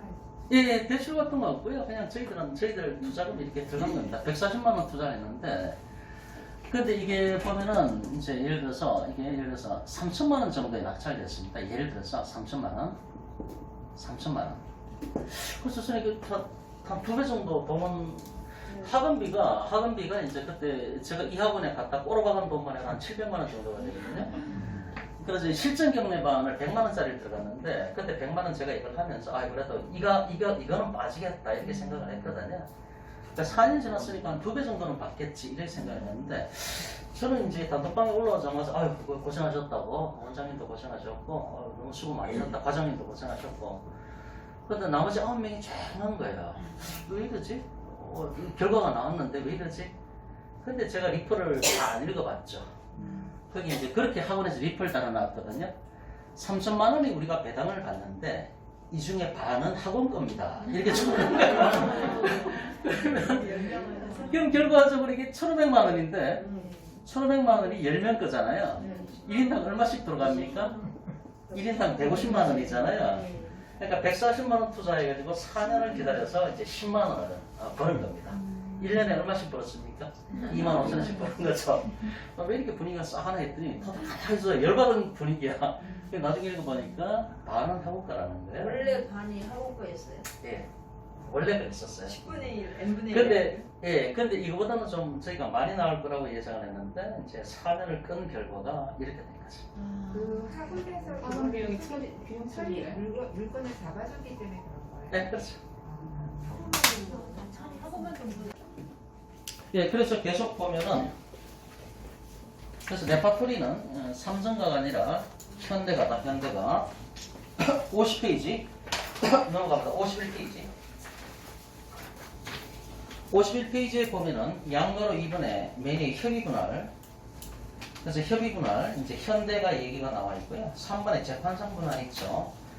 재판상 분할을 보면은 잔존 공유자가 협의 의무를 이행하지 않는 경우에 공유물 분할 청구 소송을 제기할 수가 있고 이를 재판상 분할이라고 한다. 이러한 재판상 분할은 법원이 직접 분할 절차를 주관하는 것으로서 원칙은 현물 분할인데 현물 분할할 수 없거나 현물 분할하게 되면은 가액이 현저히 감손될 염려가 있을 때에는 대금 분할을 명할 수가 있다. 대금 분할이라고 하는 것은 당해 공유물을 경매를 개시하여 그 매각 대금의 분할을 의미하며 이를 매각 분할이라고 하기도 한다. 자, 나머지는 읽어보시고요. 그래서 이제 핵심적인 대파거리는 그런 얘기입니다. 자, 그 앞페이지 잠깐 보시겠습니까? 앞페이지 48페이지입니다. 48페이지. 자, 48페이지에 보면은 맨 위에 양가로 2번에 분할 방법이 나오죠. 분할 방법이 나오는데, 자, 동그라미 1번 협의 분할이고요. 현대가 얘기 그대로 나옵니다. 동그라미 2번 재판상 분할 얘기가 나오죠. 그 다음에 기억에 보면은 공유물 분할 소송은 형성의 소라고 나와 있죠. 그죠? 그 판결 확정으로 등기 없이 물권 변동의 효과가 생긴다. 이렇게 돼 있고, 니언, 디귿 재판상 분할은 현물 분할을 원칙으로 하고 그것이 불가능하거나 현물 분할을 하게 되면은 현저히 가액이 감손될 염려가 있는 때에는 법원은 물건의 경매를 명하고 그 대금을 분할한다. 이렇게 되어 있습니다. 자, 나머지 것들 읽어보시고요. 그 다음에 이제 이 경매 선고를 봅니다. 2018 타경 375 사건.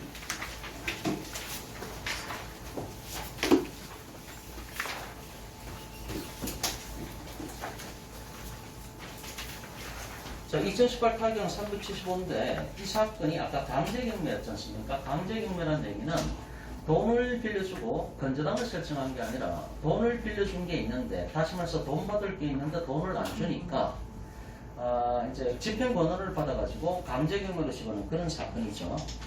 그런 사건인데 밑에 지금 여기 채권자가 누굽니까? 박은상 외 2명이죠. 그죠? 위에서 한다. 위에서 약간 내려가 보면은 채권자가 박은상 외 2명인데 이 두 사람이 꾼들입니다. 완전히 꾼입니다. 이 사람들은.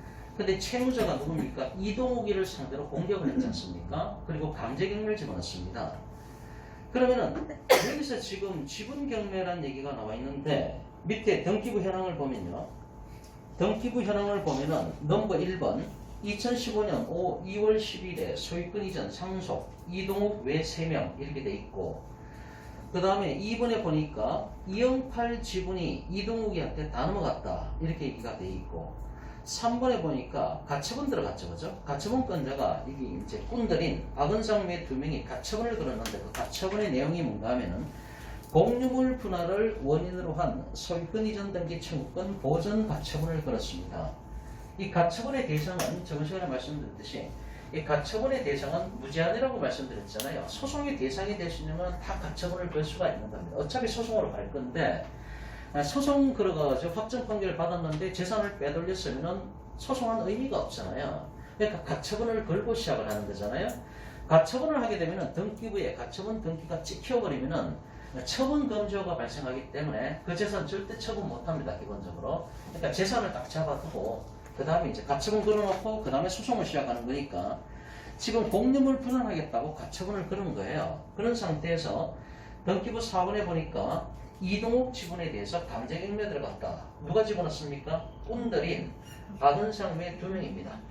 그럼 이 사건은 강제경매 사건이고 강제경매 집어넣으려면 집행권한이 있어야 되는데 집행권한이라는 것은 확정 판결을 받든지 아니면 지급명령 신청을 해서 2주 뒤에 확정되든지 아니면 화해 조서가 있든지 공정정서가 있든지 뭔가 근거가 있어야 되는 거거든요.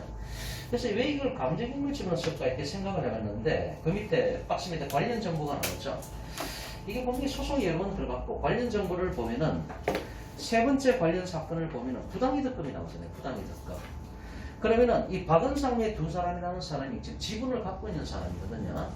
아까도 말씀드렸듯이 내가 소주 지분을 낙찰을 받았다라고 했을 때 소주 지분권자인데 나는 예를 들어 월세가 100만 원이면은 내가 5분의 1의 지분을 갖고 있으면은 내가 그 사람을 내쫓고 내가 들어가 살 권리는 없습니다. 과반수 지분권자가 아니니까 나는. 대신에 내 지분비율에 상당한 만큼 월세는 난 받아야 되는 거거든요. 월세를 청구를 했는 것 같아요. 근데 안 주니까 지금 부당이득금 반환 청구 소송을 들어간 거거든요. 20%는 내 거다 월세가. 근데 안 주니까 내용 증명이 왔다 갔다 했을 것이고 안 되니까 돈 내느라고 소송을 들어갔죠, 그렇죠? 소송을 들어갔으니까 내가 승소를 했겠죠. 확정 판결을 받았으니까 확정 판결을 집행은 권한으로 해서 강제경매에 들어갔다. 일단 이렇게 추론이 됩니다. 일단은. 그래서 관련 사건 세 번째 보면 부당이득금이 나와 있잖아요. 서울중앙지방법원에서. 자, 주의사항을 봅니다. 공유자의 우선 매수권 행사에 따른 매수 신고가 매수 보증금의 미납으로 실효되는 경우에는 그 공유자는 이후 매각 절차에서 우선 매수권을 행사할 수가 없다.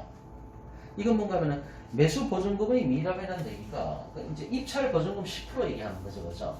그래서 제가 입찰 보증금 10% 반드시 갖고 가야 된다고 말씀을 드렸죠, 법원에. 근데 그걸 안 냈다, 그날 못 냈다, 그럼 실효되는 거죠. 그러면은 일단은 그 사람한테 한번 공유자 우선 매수권 기회를 한번 준 거 아닙니까, 그날?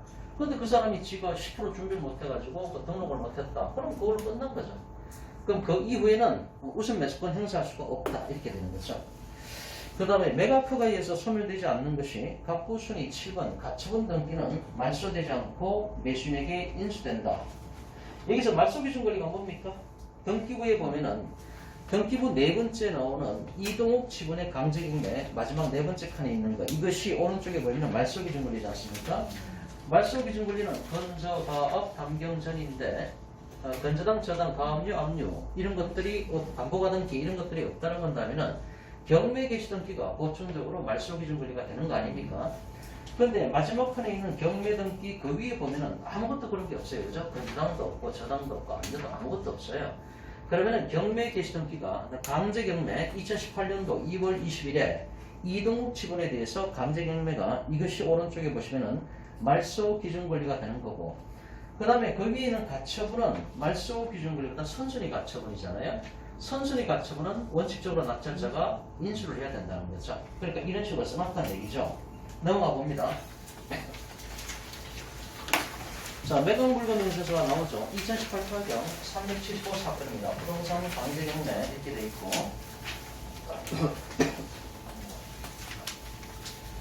위에서 두 번째 칸 중간에 보면은 최선순위 설정이라고 돼 있는데 이 최선순위 설정이 바로 말소기준권리죠. 말소기준권리가 2018년 2월 20일에 강제경매 개시결정 등기 이것이 바로 말소기준권리가 된다 이런 얘기죠. 그리고 밑으로 좀 내려오 보면은 갑부순위 7번 가처분 등기는 이게 선순위 가처분이니까 말소되지 않고 매수인인 낙찰자가 인수를 해야 된다. 이렇게 분명히 써놨죠. 그죠? 네, 그렇게 됩니다. 넘어가 봅니다. 자, 배당표 넘어갑니다. 그 다음 사건을 봅니다. 2019 타경 103707 사건입니다.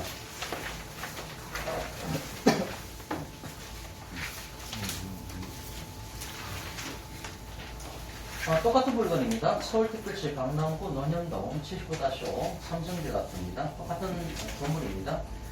이번에는 임의경매 집어넣었죠. 임의경매 집어넣는데 그 위에 보면은 사건명에 임의경매 가로 안에 공유물 분할경매 들어갔습니다.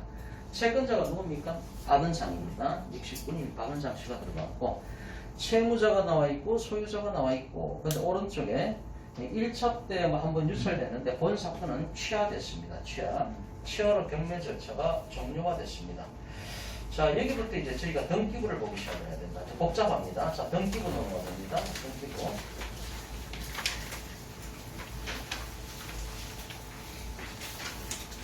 일단 매각물건명세서를 보면요. 그 다음 페이지에 매각물건명세서를 보면은 2019 타경 103707 그렇게 해서 공유물 분할 경매라고 얘기를 하고 있죠, 그죠? 네, 공유물 분할 경매라고 얘기를 하고 있습니다. 그리고 2018 타경 375 사건, 앞에 사건이죠. 앞에 사건하고 부동산이 똑같은 부동산을 상대로 두 번 경매가 들어갔단 말이에요. 그래서 중복 경매라고 얘기를 하고 있는 것이고, 두 번째 칸에 최선순위 설정, 다시 말해서 말소 기준 권리는 2016년 9월 29일에 건전하게 된다. 이런 얘기입니다. 그 얘기가 나와 있는 거고, 그 다음에 등기부, 그 다음 페이지에 등기부 나오죠. 지금부터 등기부 분석을 해보겠습니다. 자, 이 사건은 상당히 복잡하면서도 저희가 이제 중개업하시는 분들 입장에서도 상당히 좀 공부거리가 많은 이게 판매가 나오잖아요. 판매 등기가 잘 못 보실 텐데 이게 판매가 나옵니다. 판매가. 자, 등기부 1페이지. 자, 집합 건물이고 표제부 얘기가 나와 있죠. 넘어갑니다. 2페이지.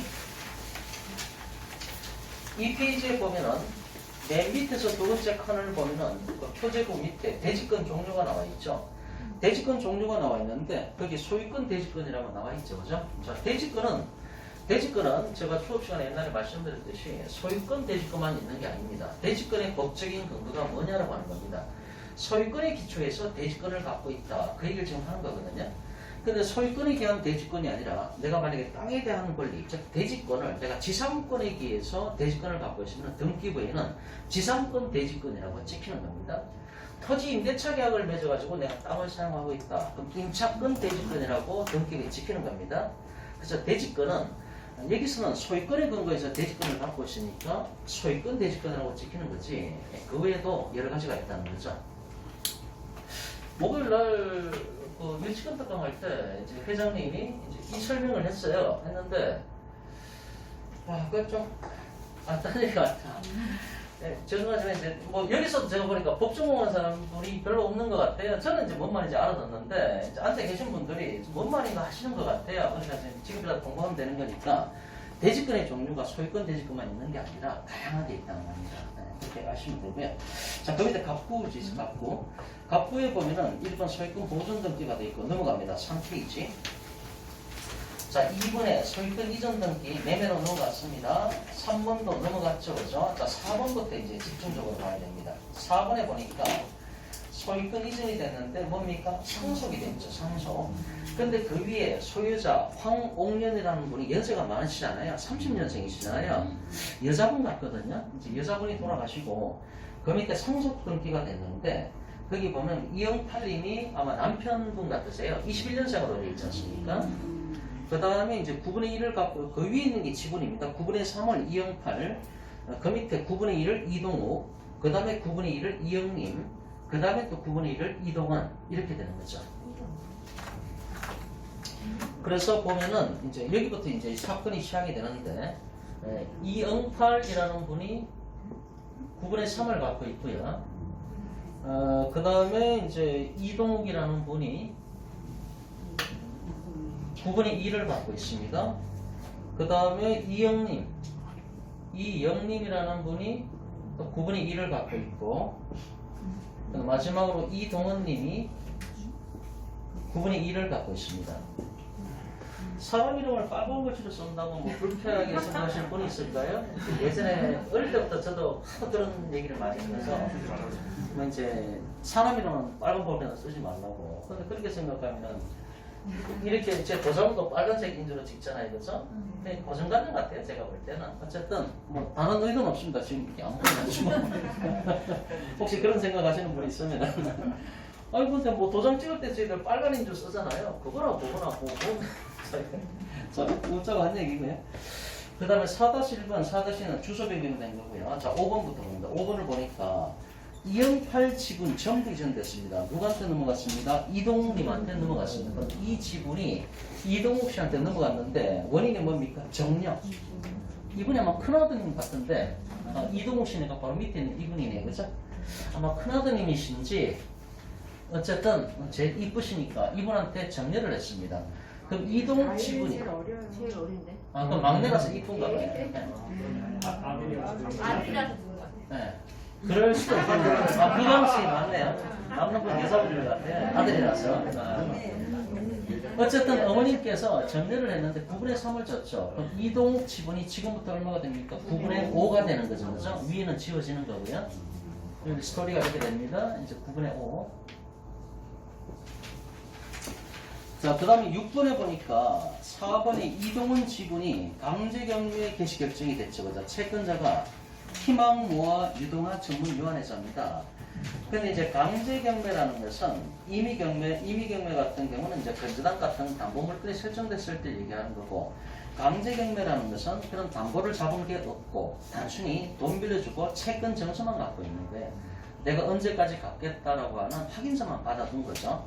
그럼 이걸 갖고 바로 강제경매 집어넣지 못하니까 소송을 통해서 확정 판결을 받든지 또는 직업명령 신청을 해서 2주 뒤에 확정됐습니다. 분명히 어느 쪽이든 여기는 안 나타나 있지만은 소송을 통해서 확정 판결을 받았다고 했을 때 그걸 갖고 강제경매를 들어간 겁니다. 근데 어쨌든 이게 이제 강제경매 들어갔다가 지워졌죠, 그죠? 취하가 된 것 같아요. 넘어가 봅니다.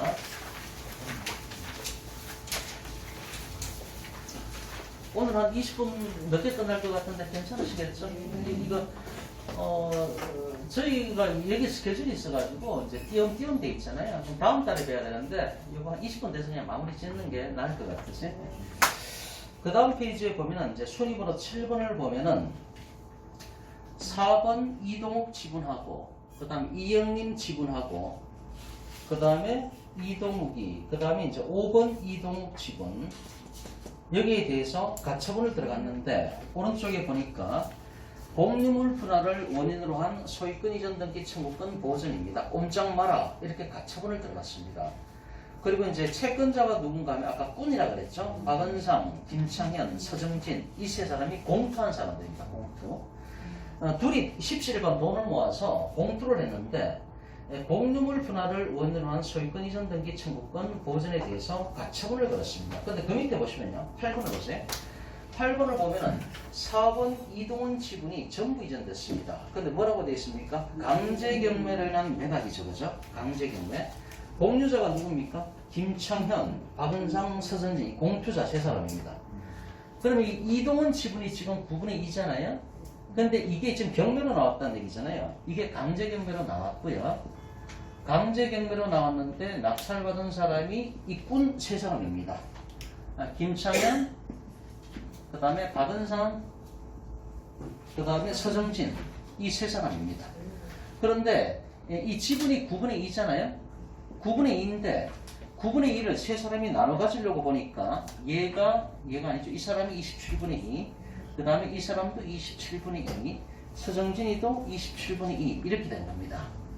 그럼 9분의 1을 갖다가 곱하기 3을 하면은 3, 9, 27, 분모 27이 나오고 곱하기 위에도 3을 하면은 6이 나오잖아요. 6을 나눠 가져야 되니까 27분의 2, 27분의 27 이거 다 더하면은 27분의 6이 나오지 않습니까? 그러면은 3, 2, 6, 3, 9, 27, 9분의 2가 나오지 않습니까? 그래서 나눠가기 이렇게 된 겁니다. 그래서 지금 이 상태에서 보면은 결과적으로 지금 세 사람이죠. 이동욱, 이영림, 그 다음에 이 꾼들 세 사람. 이렇게 지금 이제 된 거죠. 그죠? 강제경매로 인해서 지분경매로 앞에서 물건이 나왔죠. 그죠? 나왔는데 이걸 낙찰을 받았다. 이렇게 이제 해석이 되는 거죠. 벌써 이제 지분경매로 나온 거죠. 그죠? 그래서 8번에 보니까 4번 이동원 지분이 전부 이전됐고 강제경매로 인해서 매각됐다. 매각됐다는 얘기는 매매가 아니라 매각이라는 표현을 썼을 때는 경매로 낙찰을 받았다. 그 얘기입니다. 매각이니까 김창현, 박은상, 서정진이가 n분의 1씩 돈을 내가지고 이거를 낙찰받은 겁니다. 지금 뭘 낙찰받았다? 이동원 지분 9분의 1을 갖다가 낙찰받았다. 그럼 왜 낙찰받았냐? 돈을 빌려줬겠죠. 돈을 빌려줬는데 이동원이가 돈을 안 갚으니까 이동원 지분에 대해서 강제경매 집어넣어서 이걸 낙찰받았다. 이렇게 볼 수도 있는 거죠. 또는 뭐 제3자가 경매 집어넣을 수가 있는데 어쨌든 낙찰은 이 사람들이 지금 받은 겁니다. 그러면 공유 지분권자는 이동욱 9분의 5, 이영림 9분의 2, 그 다음에 이 트리오가 9분의 1을 갖고 있는 이런 형태를 띠고 있습니다. 그러니까 거기에 7번으로 다시 올라가면은 7번이 보면은 2016년도 9월 19일이잖아요. 하루 전이잖아요. 그러니까 8번에 보니까 강제경매로 인한 매각은 9월 20일 날이잖아요. 그 다음 날이잖아요. 그런데 일단 가처분을 걸어놨죠. 그죠? 네, 가처분을 걸어놓은 겁니다. 그래서 이제 가처분 내용이 공유물 분할 원인으로 한 소유권 이전 등기 청구권 보전. 그럼 결과적으로 뭡니까? 이 사람들은 뭘 생각하고 있는가 하면은 낙찰 받고 나서 자기들이 9분의 1을 갖고 있기 때문에 나머지 이동욱이하고 이영림을 상대로 공유물 분할 청구를 할 테니까 이 재산을 절대 제3자한테 팔아먹지 못하게 하려고 가처분을 걸고 지금 작업을 들어간 거야. 걸고 시작을 한 거라고요. 네, 그렇게 됩니다. 여기서 이제 8번에 보니까 4번 이동원 지분 전부 이전은 2016년도 9월 20일에 지분이 이전됐죠. 근데 낙찰받은 날짜가 언제입니까? 2016년도 8월 22일에 강제경매라는 매각이라는 얘기는 여기서 일단 잔금이 들어갔다고 봐야 되는데요. 경매 같은 경우는 등기가 넘어오지 않아도 잔금 납부를 하면은 소유권이 당연히 나한테 넘어오는 거죠. 그죠? 그럼 이 상태에서 이 사람들은 이미 경매로 낙찰받아서 소유권을 취득을 한 겁니다. 등기만 안 넘어온 상태지. 근데 어쨌든 9분의 2의 소유권을 갖고 있는 사람들이니까 어차피 이 사람들은 뿐들이니까 복리물 분할 청구를 해야 될 거니까 말을 안 들으면 복리물 분할 청구 소송을 제기할 텐데 혹시 그 사이에 지분을 빼돌리면 안 되니까 그래서 이제 복리물 분할을 원인으로 한 소유권 이전 등기 청구권에 대해서 가처분을 걸고 지금 소송을 들어가겠다 이렇게 된 거죠. 그래서 가처분을 먼저 걸고 그 다음에 이제 그 이동원 지분에 대해서 이전 등기는 그 다음에 된 거예요. 근데 이미 그 전에 이미 낙찰 받았고요. 낙찰 받았고 그렇게 된 거죠. 그래서 9번에 보니까 이제 6번 강제경매 개시 결정 등기는 말소가 됐다. 역시 이제 강제경매는 매각이고 10번에 보니까 4번의 이동욱 지분하고 5번의 이동욱 지분이 강제경매 개시 결정이 됐다라고 하는 건데 오른쪽에 보니까 채권자가 역시 박은상, 김창현, 서정진 이런 사람들이죠. 넘어가 봅니다. 이게 또 나중에 또 지워졌죠, 그죠? 자, 11번에 보니까 8번에 서정진 지분이 전부 이전됐는데 누구한테 이전됐습니까? 요 이제 자기들이 공투한 사람들이죠, 그죠? 1, 2, 3인데 이 서정진 지분인 27분의 2가 누구한테 넘어갔습니까? 박은상이한테 넘어갔잖아요. 박은상이한테. 왜 이렇게 넘기겠습니까? 셋이 공투를 했는데 기다리다가 지친 거예요. 서정진이가 공투하면서 공투를 들어갔는데 이게 질질질 끄니까 자기는 돈만 주면 좋겠는데 계속 묶여있는 상태거든요. 그러니까 서정진이 지분을 27분의 1을 박은상한테 줘버린 겁니다. 근데 뭐라고 되어 있습니까? 등기 원인이 11번에 환매 특약부 매매잖아요. 이제 환매가 나오기 시작합니다. 환매. 그래서 27분의 2가 이쪽으로 넘어갔습니다. 그러면은 서정진이는 나중에 환매 특약부 매매니까 환매권자죠. 환매권자. 근데 그 밑에 이제 환매 등기가 되어 있죠. 11-1을 보세요. 저희가 중개사 입장에서 공부를 해야 되는 것은 경매하는 입장에서 마찬가지고요. 이 환매 등기라고 하는 것은 부기 등기 방식으로 기재가 됩니다. 그래서 11-1로 표현됐고요.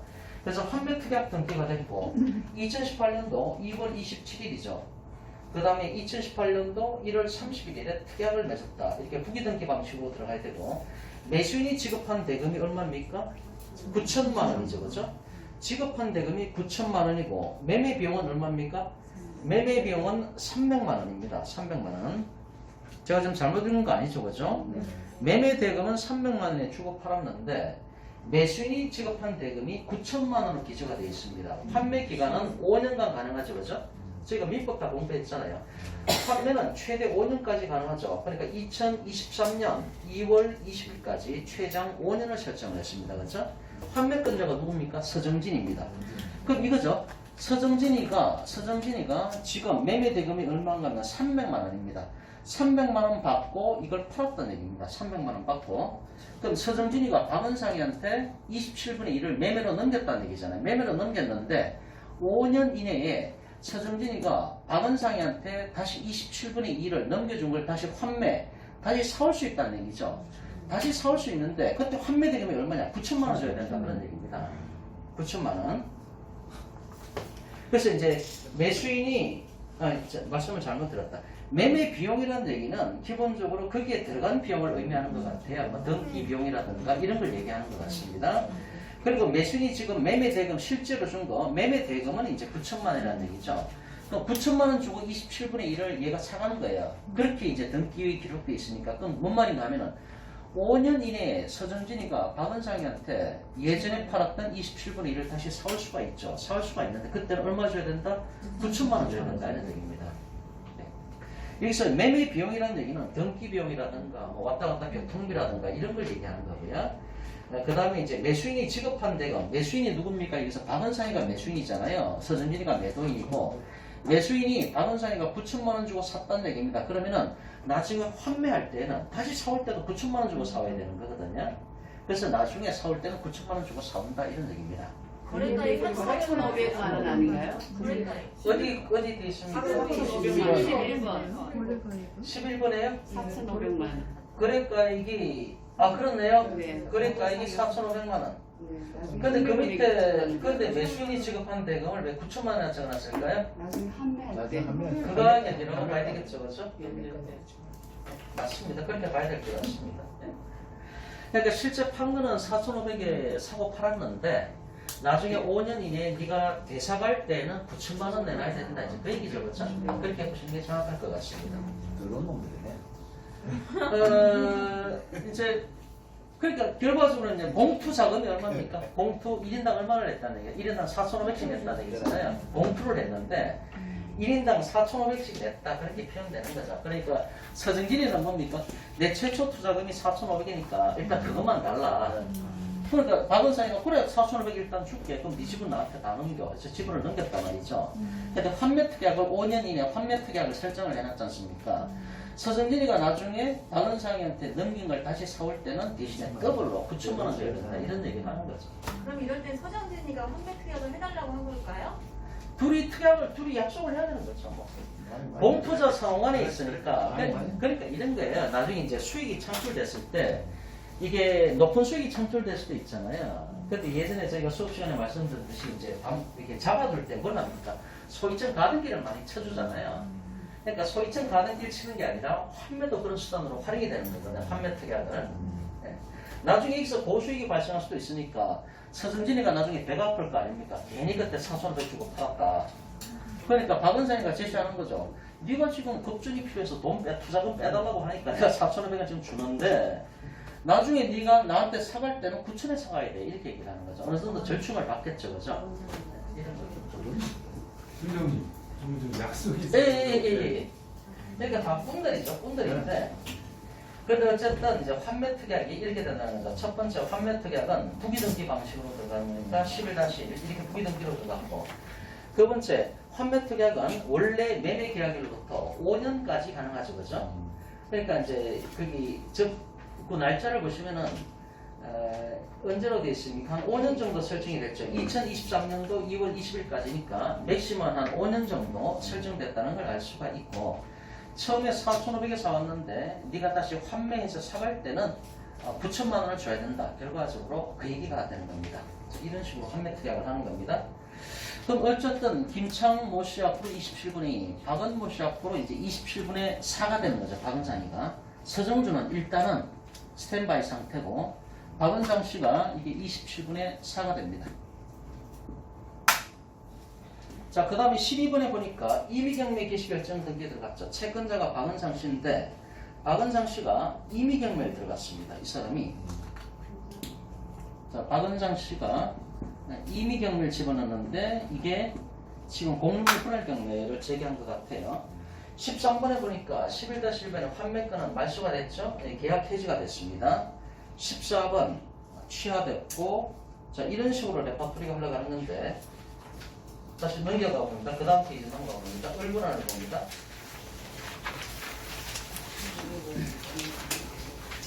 얼굴안에 보니까 1번에 그렇고 3번을 보니까 누구누구 지분에 대해서 건저당이 설정 들어갔네요. 그죠? 건저당 설정 들어갔는데 여기서 건저당권자가 유계자시고 이제 채무자가 김창현, 박은상 이런 사람들이 채무자가 된 것 같고 뭐 돈을 빌린 것 같아요.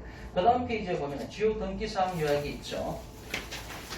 그 다음 페이지에 주요 등기사항 요약이 있는데 바로 안에 참고형이라고 돼 있죠. 자 이게 일목요연하게 정리가 돼 있는데 이 당시 이제 경매에 들어갈 때 그 당시 현재 상황입니다. 공유자가 지금 5명이죠. 김창현이가 어디 나오죠? 여기 그죠? 27분의 2죠. 근데 박은상이가 원래 27분의 2인데 아까 서정현 씨인가 그 사람한테 27분의 2를 또 받았죠. 그죠? 그러니까 박은상이가 27분의 2, 27분의 2 두 개를 갖고 있는 것이고 그 다음에 이동훈이가 여기 있죠. 그죠? 이동훈이가 9분의 5, 27분의 15로 돼 있고 그 다음에 이영림이가 27분의 6으로 돼 있는지 이게 9분의 2로 보여지고요. 자, 요렇게 해서 그럼 현재는 공유자가 누군가 하면은 이동욱, 이영림, 그 다음에 김창현, 박은상 이 네 사람이 공유관계를 갖고 있는 겁니다. 공유를 갖고 있는데 다시 앞으로 가서 이 사건에 맨 앞에 내가 중간에 사건 번호 나오는 거 2019 파악량 103707 2019 타경 103707 사건 내는 첫 페이지를 보면은 한 중간 정도 보면 있죠. 자, 공유물 분할 경매에 들어갔습니다. 공유물 분할 경매에 들어갔는데 채권자가 누굽니까? 박은상이죠. 그럼 이 사람이 공유물 분할 청구를 했다는 얘기입니다. 박은상이가 지금 공유자는 이동욱, 이영림, 김창현, 박은상 이 네 사람이 공유관계로 이걸 갖고 있는 거예요. 근데 여기서 박은상이라는 사람이 공유물 분할 청구를 한 겁니다. 합의가 안 되죠. 합의가 안 되니까 재판장 분할 들어갔는데 판사도 삼성가가 아니라 현대가 현물 분할이 안 되니까 아파트를 어떻게 네 개로 쪼갭니까? 말이 안 되잖아요. 그러니까 대금 분할, 다시 말해서 공유물 분할 경매를 집어넣어가지고 거기에서 낙찰가가 나오면은 n분의 1씩 각각 네 사람이 나눠 가져라 이렇게 된 거죠. 그럼 여기서 박은상 씨가 지금 채권자로 돼 있는데 그러면 공유물 분할 청구를 한 사람이 박은상 씨입니다. 근데 채무자가 누굽니까? 김창현 외 2명으로 돼 있잖아요. 그 김창현 씨가 이 사람이고 김창현 외 2명이니까 토탈에서 3명이 나오지 않습니까? 그러니까 이 사람이 채권자로 적혀지는 거고 나머지 3사람이 채무자란에 공격당하는 3사람이 채무자란에 기재가 돼 있는 겁니다. 이런 상황입니다. 그럼 결과적으로 뭡니까? 이게 둘이 공투한 사람인데 공투한 사람끼리도 이게 싸움이 벌어졌다고 판단될 수가 있잖아요. 공유물 분할하자 하니까 이 사람도 지금 거부했다는 거잖아요. 이 사람이 채무자 쪽에 들어가 있다는 얘기, 이 사람도 공투한 사이에서 지금 차이가 벌어졌다는 얘기잖아요. 어쨌든 박은상이는 얼마를 갖고 있습니까? 27분의 4를 갖고 있죠. 27분의 4를 갖고 있으니까 이게 39, 27, 3년 3 그래도 소수지분권자밖에 안 되네. 어쨌든 소수지분권자라도 공유물 분할 청구를 할 수가 있지 않습니까? 그렇게 된 사건입니다. 그래서 채권자 박은상이가 채무자인 김창현, 이동욱, 이영림이를 상대로 공유물 분할 청구를 했는데 오른쪽에 진행 내용을 보면은 취하됐죠. 취하됐다는 얘기는 이 박은상이가 공유물 분할 경매를 집어넣었다가 그걸 다시 캔슬한 거 아닙니까? 왜 캔슬했습니까? 나중에 합의가 됐겠죠. 그죠? 그러면 이제 끝까지 갔을 텐데 하여튼 이런 식으로 이제 사건이 전개가 됐다는 얘기죠. 그래서 이제 그 사건 2019 타경의 103707의 밑에 등기부 현황을 좀 보시면요. 이제 조금 이제 눈에 좀 들어오실 거예요. 복잡했는데 등기부 1번에 보니까 2015년도에 아까 저기 어머님이가 돌아가셨잖아요. 상속 등기 이영팔이 3명, 이영팔이가 9분의 3, 이동욱, 이영림, 이동훈이가 각각 9분의 2. 그 다음에 2번에 보니까 이영팔 어머님께서 아버님께서 이동욱이한테 막내한테 다 줘버렸잖아요. 아까 정려. 그래서 9분의 3을 정려를 했습니다. 그 다음에 3번에 보니까 이동훈 지분이 아까 경매로 하나 강제 경매로 나왔었다고 그랬잖아요. 나왔는데 김창현하고 이 세 사람, 김창현, 박은상하고 아까 서정진이가 이 세 사람이 이동훈 지분을 강제 경매로 나왔을 때 이 지분을 갖다가 낙찰받은 사람들이잖아요. 그러면서 자기들도 공유자라고 이제 등기부에 찍힌 거죠, 그렇죠? 네, 그렇게 된 사건이고. 그 다음에 4번에 보니까 아까 유계자 씨 있었죠, 얼굴 안에. 유계자 씨가 얘네들한테 또 돈을 빌려줬잖아요, 그죠? 뭐 그런 관계도 있고. 그 다음에 5번에 보니까 서정진 지분이 전부 이전됐네요. 아까 서정진이가 돈 받고 판매를 팔았다고 그랬죠. 판매 투약을 하면서 4,500 주고 팔았잖아요. 그러니까 투자 원금이 4,500인 거예요. 이 사람 원금만 달라 이렇게 나온 거예요. 원금 줄게 딱 주고 나서 근데 나중에 네가 5년 뒤에 5년 후쯤 언제가 됐든 5년 안에 네가 환매권을 행사할 수 있는 권리가 있는데 그 환매권 행사하려면 더블로 나한테 사가야 돼? 이렇게 된 거죠. 그러니까 좀 보기는 안 좋죠, 그죠? 공투한 사람들끼리 지금 막 더블로 부르고 살벌합니다. 이 동관계는 어쨌든 그렇게 된 거죠. 그래서 이제 5번에 보니까 이제 서정진 지분 전부가 넘어갔는데 환매 특약부로 넘어갔다. 오른쪽에 보면은 거래가액이 금 4,500만 원 사갔는데 등기부에는 9천만 원 찍혔으니까 다시 사갈 때는 9천만 원 줘야 내가 팔겠다. 이렇게 박은상이가 얘기를 한 거죠. 그 다음 6번에 보니까 임의경매 들어갔죠. 박은상이가 이게 바로 본 사건입니다. 2019 타경 103707입니다. 그러니까 박은상이가 나머지 세 사람을 공유자를 상대로 공유물 분할 경매를 집어넣은 거예요. 그렇다가 캔슬했죠. 취하를 했죠. 뭔가 합의가 된 겁니다. 그 다음에 이제 그 밑에 7번에 보니까 2019년도 10월 15일에 이영림 씨 지분에 압류가 또 들어갔죠. 이 사람. 이영림 씨 지분에 압류가 들어갔는데 누가 압류했습니까? 국민건강보험공단이죠. 뭘 돈을 안 냈습니까? 네, 건강보험료를 체납을 한 겁니다. 건강보험료가 얼마 안 되겠다고 생각할 수도 있는데 이 사람이 만약에 중소기업을 운영하는 사람이 좀 밑에 직원들이 많다. 이 건강보험 장난 아닙니다. 직원들 걸 다 내야 되는데 안 냈다는 얘기잖아요. 장난 아닙니다, 이거. 그래서 밑에 관련 정보가 나왔죠. 관련 사건에서 공유물 분할 대법원까지 올라갔네요. 대법원 2019다. 가나다 할 때 가는 1심이고요. 나는 2심이고요. 2019 다라고 돼 있죠. 다는 3심인 대법원을 얘기하는 겁니다. 그러니까 이제 싸움이 벌어졌죠. 얘가 이제 박은상이가 세 사람을 앉혀놓고 이제 공유물 분할 청구를 한 거예요. 그럼 그건 형성권이기 때문에 무조건 협상 테이블에 앉아야 된다 그랬죠. 심지어 자기 파트너도 지금 상대편 자리에 앉혀놓고 시작을 하는 거예요. 박은상이가. 그랬더니 협의가 안 되죠. 협의가 안 되니까 그럼 재판장 분할로 가야 되는데 재판장 분할 들어가도 삼성가가 아니라 현대가잖아요. 현물 분할 안 되니까 대금 분할로 갈 수밖에 없는 거고. 그럼 대금 분할로 갔다는 얘기는 법원에 가서 판사가 이거 이제 공유물 분할 경로로 집어넣어서 낙찰가가 들어오면 그걸 n분의 1로 나눠 가져가 판사가 빵빵빵 했다는 얘기죠. 근데 1심에서 판결이 나왔는데 여기서 불복한 사람이 있는 거예요. 2심 올라갔죠. 2심에서 판결이 나왔는데 또 불복해서 대법원까지 간 거예요. 공유물 분할 갖고 대법원 가서 결과적으로 대법원 판사도 이거는 공유물 분할 경로로 가는 게 맞다라고 때려지니까 그래서 공유물 분할 경로를 붙인 거예요, 지금. 그래서 이제 이렇게 스토리가 진행됐는데 나중에 본 사건을 취하했다는 얘기는 박은상이하고 나머지 세 사람 사이에 뭔가 합의가 된 거예요, 지금. 아니면 한 사람 쪽으로 뭐 소유권을 밀어주든지 이렇게 된 겁니다. 그 다음 페이지 넘어가 보세요. 그 다음에 매물수가 나오죠, 그죠? 매물수 넘어가시고요. 아까 등기부 다 봤죠? 등기부 봤는데 맨 끝 페이지 보세요. 맨 마지막 페이지.